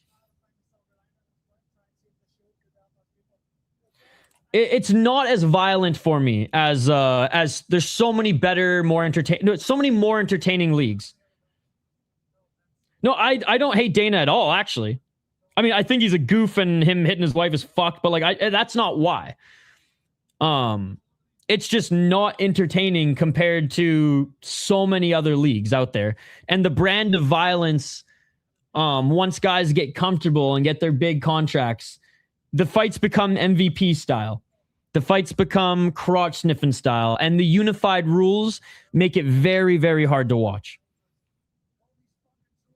It's not even about finishes. It's not even about finishes, although that helps. It's just violent. It's not a violent brand of MMA compared to some of the other leagues out there. It's the NBA, the NFL, the NHL of mixed martial arts. Doesn't mean it's the most exciting. Does not mean it's the most exciting. And it's not. Like, deep, man, deep is more exciting. By the way, shout out to Deep. We have a Deep card this weekend. Let's go. All right. Goodbye, troll. Mr. Showtime is literally the most annoying person in our YouTube chat. He's literally here just to troll. Ryzen, Black Combat. KSW gets the unified rules exception because they allow steroids and they're super violent. Deep, Road FC, another exception because they're super violent and they have some other fun rules. Luke's, LFA, then the UFC. One more fight. What's bullshit, Jason? All right. The decision, you mean? Rhys and McKee won unanimous decision. It was fair. It was a very close fight. It was like the first 2 rounds could have gone either way. Like it could have been 2-0 for either of them going into the third, and Rhys McKee dominantly won the third, so no issues with him winning the fight. We're on to the main event. Only 3 fights on this main card. Very Bellator-esque, eh? Very Bellator-esque. Oh, nice changing room. Dude, sick fucking like home team changing room for whoever plays here. Flip a coin. I think you could make an argument, a preview, and a claimed path to victory for either of them. Love the channel. It's just won a ton of money. Hey, shout out to Bacon, Eggs, Cheese Podcast. Glad you won some money. I don't think so. Might be. Mr. Showtime just knows the things that annoy me. He's kind of like JL, except JL is like actually stood by his things. Mr. Showtime literally is just here to throw us away from the commentary and make me angry. So can Kelly win? Absolutely. JJ can also win. It's an MMA fight. Anything can happen. JJ Wilson, 11-2 as a pro. 3-1 in his last 4 fights. He did lose his last fight, though. 28 years of age. Never been knocked out. 4 submissions. Never been submitted. He's only lost twice via decision. 4 knockouts, never been knocked out. 4 submissions, never been submitted. 3 wins via decision. He's only lost twice via decision. 9-1 in the mighty Bellator. 1-1 in PFL. The thing is, lost to Archie Coughlin. Archie Coughlin's a very good fighter, but Archie Coughlin is a wrestler, ladies and gentlemen. Yes, he's got 5 KO TKOs. They have not been against anybody really of note. And the last time he got a TKO was 2023. 1, 2, 3, 4, 5, 6 straight decisions. That is why Archie Coughlin isn't in the UFC. Even though the UFC loves their boring fighters, Archie Coughlin he's even too grappling heavy for them. Not even grappling. He's too wrestling heavy for them. He's like if Danny Sabatello was a fire hydrant type frame versus tall and lanky. He wouldn't lose a fight. He'd just lay on everybody. No, Archie Coughlin, again, very good. I don't even mean to be disrespectful. He just fights very, very one-dimensionally, and it's worked so far in his career, especially against the higher competition. So JJ couldn't find an answer. Did he land some good shots on the feet? Absolutely. Did he scramble out of getting wrestle fucked at times? But overall, Archie Coghlan just absolutely fucking wrestle-fucked himself. Good win against Mads Brunel, who's, despite his record, is still a solid opponent, really good striker with good takedown defense. Mansour's a very good fighter. Tokov's a very good fighter, but that's the thing. Look at the activity, bro. Yeah, I know he's fought once in 2025, but grappling match against Sterling in 2024, and then 2023, 2022, 2021 was most active in 19 and 20. Like, that's what scares me. That's what scares me. Just not a lot of activity from JJ Wilson. This year, yes, which I like. Or at least he snuck in one fight this year. Or not this year, but in April, in 2025, at least he got a couple, but still. First fight 2026 for JJ Wilson.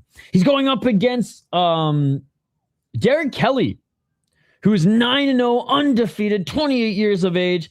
Fights at SBG. Good grappling. 5 submission victories, 2 KO TKOs. Very strong on the ground. 2 decisions. He might, and I said this, I think, earlier on stream as well, he might just Archie Coghlan his way to a victory here. 6-0 in the mighty Bellator, 2-0 in PFL. Beat a 10-1 guy in his last fight. This guy was actually really, really good. This guy was okay. A really, really good win against Dimitri. 7-1 guy. Like, yeah, he's fucking good. When he was 1-0, he beat a 3-1 guy. And as an amateur, went 9-0. Fighting in Clan Wars as well as GMC Fight Night, which are 2 solid leagues that have good amateur fighters. Kelly probably Archie Coghlan's his way to a decision. He probably mauls his way to a decision. But I'm going to root for JJ Wilson here. Hopefully, I think if it ends in a finish, it will be JJ Wilson. I think if it ends in a decision, it'll be Kelly. Let's go for the finish here. Wilson's also faced very good competition too. I see the chat saying that. He hasn't been an amateur for so long, but went 3-1 as an amateur as well. They are very tough. I don't care who wins.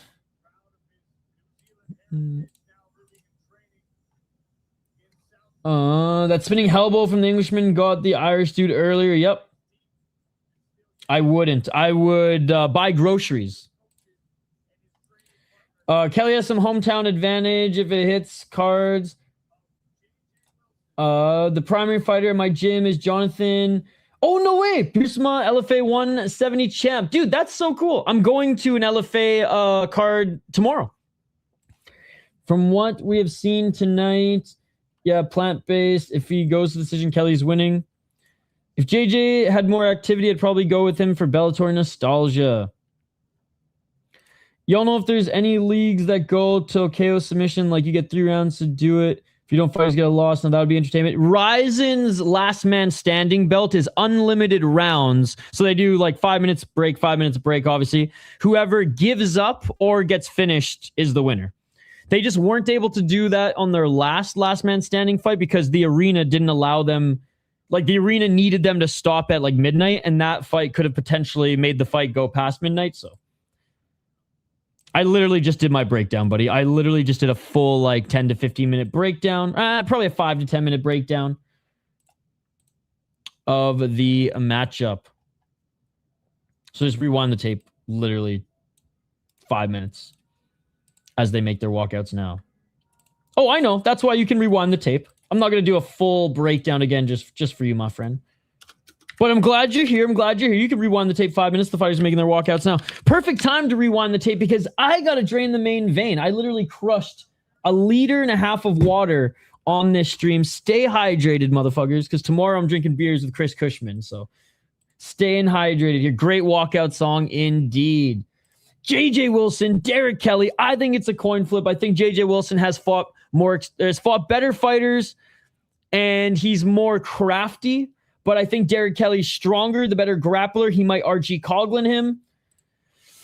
We'll see. Anyways, let me know your pick in the live chat. Vote in the poll question. Smash that like button. No more streams today, but we'll be back tomorrow for Knockout. And then Saturday, KSW, UFC, Deep on Sunday. Plus, there's some random ass fucking shit on Sunday that that we're going to stream as well. Yo, thank you so much, dude. I appreciate you. You're a beauty. Right now, it's not dicks up for Harambe. It's dicks up for JJ. All the coin is on the line. Mr. Showtime's Combat Casuals burner. Ah, that probably is. He probably is. Either homeless or eating Wagyu. Little Timmy's Xbox going to be sold. 5 rounds. Is this a title fight? I believe it is. No, it's not. Never mind. Never mind. I had it. I have like 6 different Tapology fucking tabs open up. I was looking at different. No, 3 rounds. 3 rounds. Lamino, yes. Shout to Lamino. Lamino Shuto, right? Kelly had me so worried his last fight. I can't take him to win again. Can confirm Little Timmy's PS5 could be on the way to the pawn shop. All right, guys. Let me know who you think's going to win this one. I'm going to drain the main vein 2 minutes, and we'll be right back for the main event. Y'all are amazing. I appreciate you all. This has been such a fun stream, minus Mr. fucking Showtime and his goddamn fucking trolling. Back on the other side. Don't go anywhere. Let's go.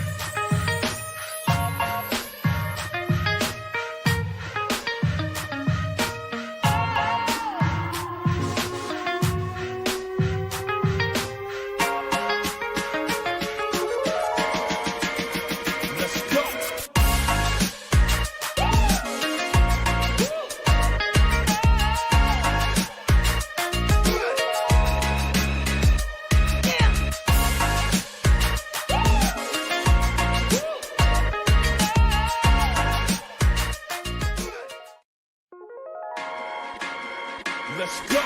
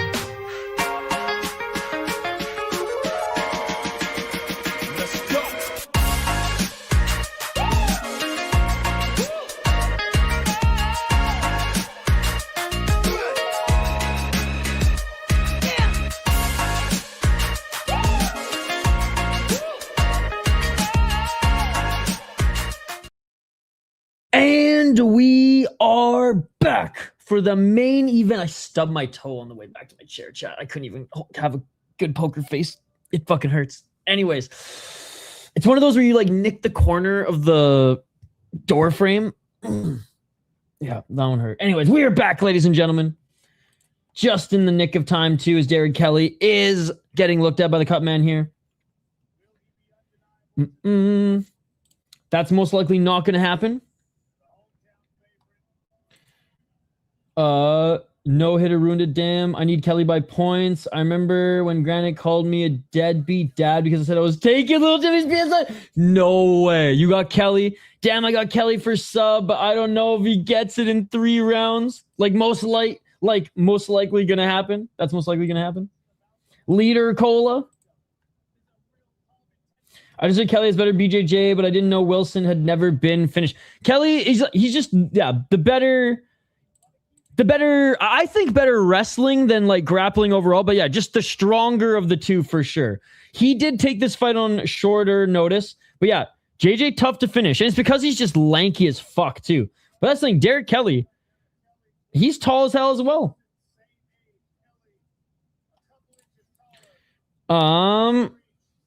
Where's the coin? I need a coin to flip.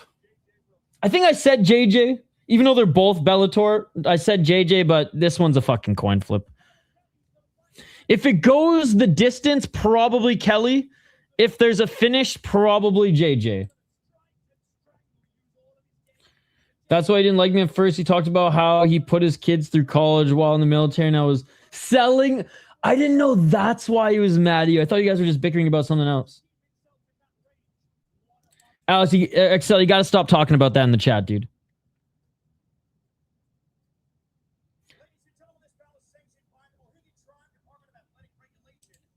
The YouTube AI are going to come after us. Just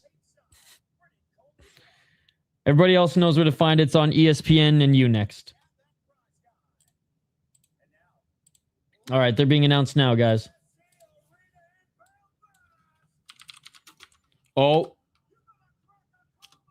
You better crack a cold one, dude. I like this announcer. And to be fair, I just fed into it and kind of told him I was broke and didn't have an option. So you can't even be mad that he was mad at you. Happened, bro, blame the... Oh my goodness. The fight hasn't started yet. They're being announced right now.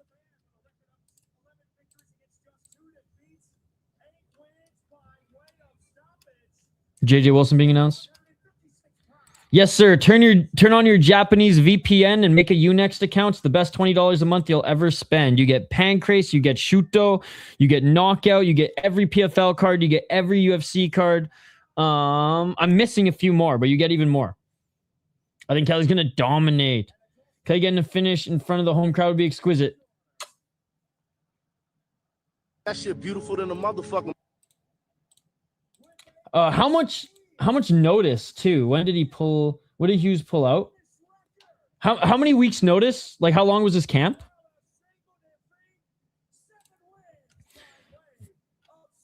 The funniest thing about this is literally free on the PFL app. No way. The fight's still going on. No way. I have the PFL app and I'm watching it on friggin' Unext. That is unreal.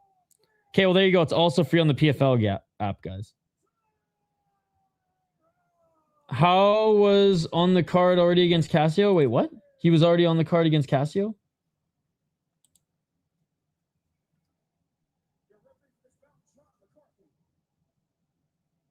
Oh, there's fucking there's our boy Bryce Mitchell again.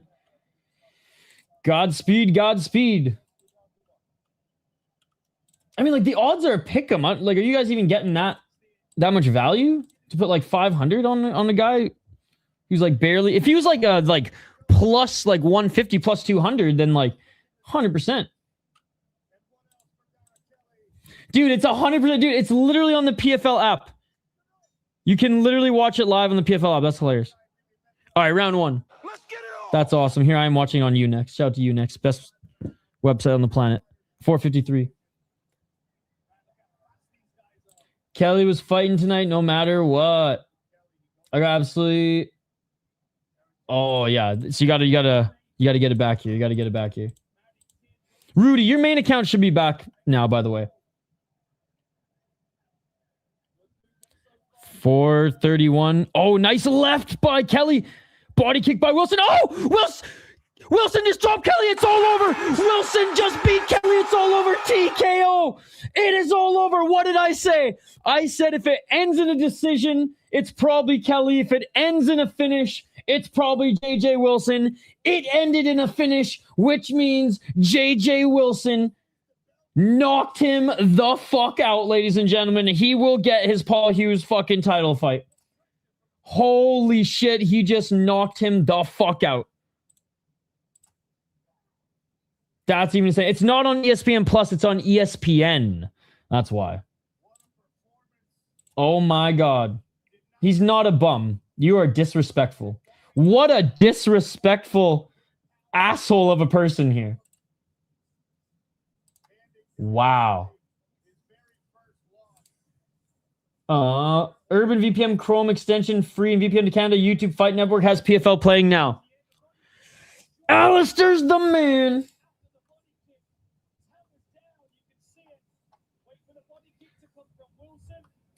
Cash me outside or inside, either way, pockets full. Damn. What a knockout. Green bastard from parts unknown. Left hook. Boom. Right after the body kick, too. He missed with the right hook. Holy shit, dude. Body kick, then left freaking hook. That was sick. Oh, that is awesome.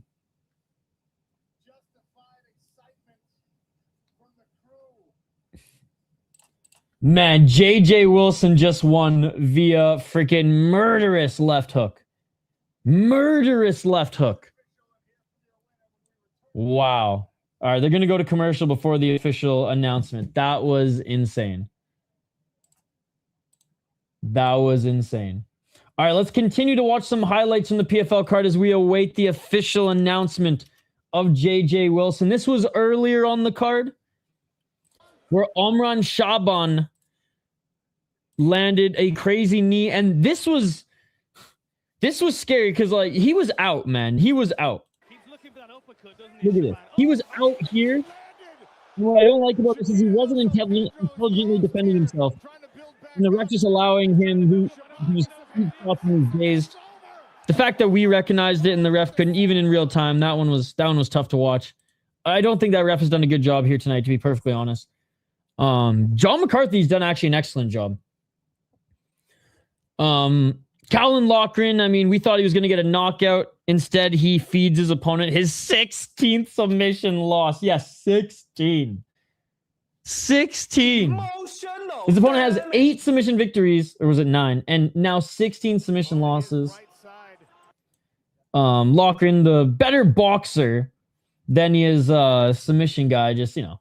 It was a net crank too, man. He's lost via net crank before. He's lost 80% of the time to either a rear naked choke or a triangle choke. Hey, thank you, buddy. Knockout tomorrow night. I'll be live for Knockout and KSW. Let's go. Well, I guess KSW would... No, Knockouts tomorrow night, KSW Saturday. Phil DeFree. I'm scared now that he signed a 4-fight contract, which I was really hoping he'd just retire after this win and he'd, you know, have a Fedor-esque record, one of the greatest heavyweights of all time. But I'm scared now. Hopefully, knock on wood, he can win his next 5 and still do that. But holy fuck, at 40 years of age, it's tough. It's tough. Anyways, let's continue. Didn't get a finish here, but this is how tough Mixan is, by the way. Chris Mixan. This is how tough Chris Mixan is. LFA's tomorrow, and I will be there live. Dude, Chris Mixan ate this kick to the fucking face or chin and continued to walk forward. Dude, that was such a sick fight. That was such a sick fight.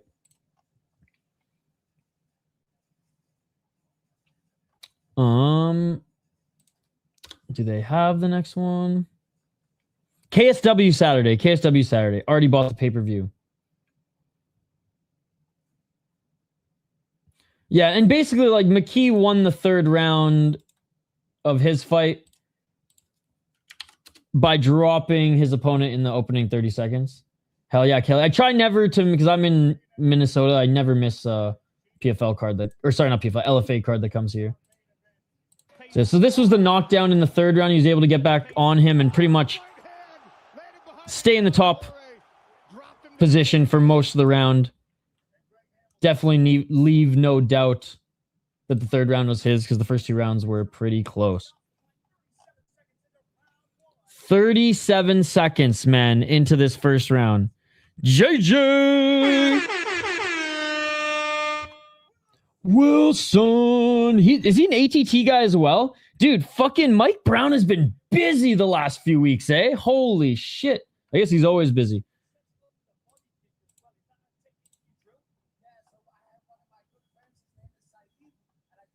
So he's at ATT now.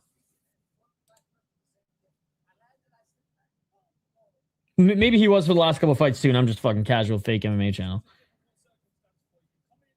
More likely to come back. They're both down. One Jets versus Sharks or Ducks versus Preds. Both about to go the second round. I don't know because a lot... Ducks might be resting some of their guys. Same with the Preds, so I don't know. Jets versus Sharks. They're both out of the playoffs, so I would say that Sharks more likely to come back. I just don't. Ducks and Jets might just have like some of their minor leagues guys up in prospects dressed because playoffs start this weekend and they're both... Well, I don't know if the Preds are in it, but I know the Ducks are in it. I'll say Sharks. I'll say Sharks. Guys, go subscribe to Bacon, Egg, Cheese Podcast. One of the best YouTube channels out there, and I would say the best podcast on the world. Oh, Jets down 1 to the Sharks. Fuck. Jets. If some Latino are here, LFA, now it's on ESPN for Latino America. Oh, nice, dude. Just set your VPN to Latino. Oh, could you imagine if that was an option? A Latino option? Check on the poll question, by the way. Is LFA better than UFC this weekend? 51% of you say yes. 6% of you said, is this M1 Global? And we hit our like goal. I said I wanted to hit 25. We hit 33. We also hit our donation goal. Hank saved the Middle East. It was unbelievable. What was I doing here? Yes, the main card or main event finish. Thank you, Chris Cushman.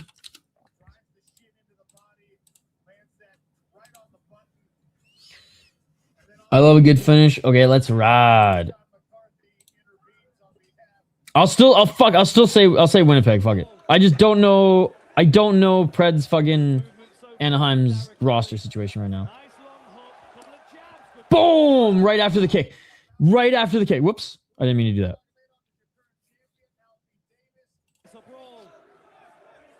So he missed with the right. And he got tagged with that jab a couple times, but oh man. Let's fucking go, JJ. Let's fucking go.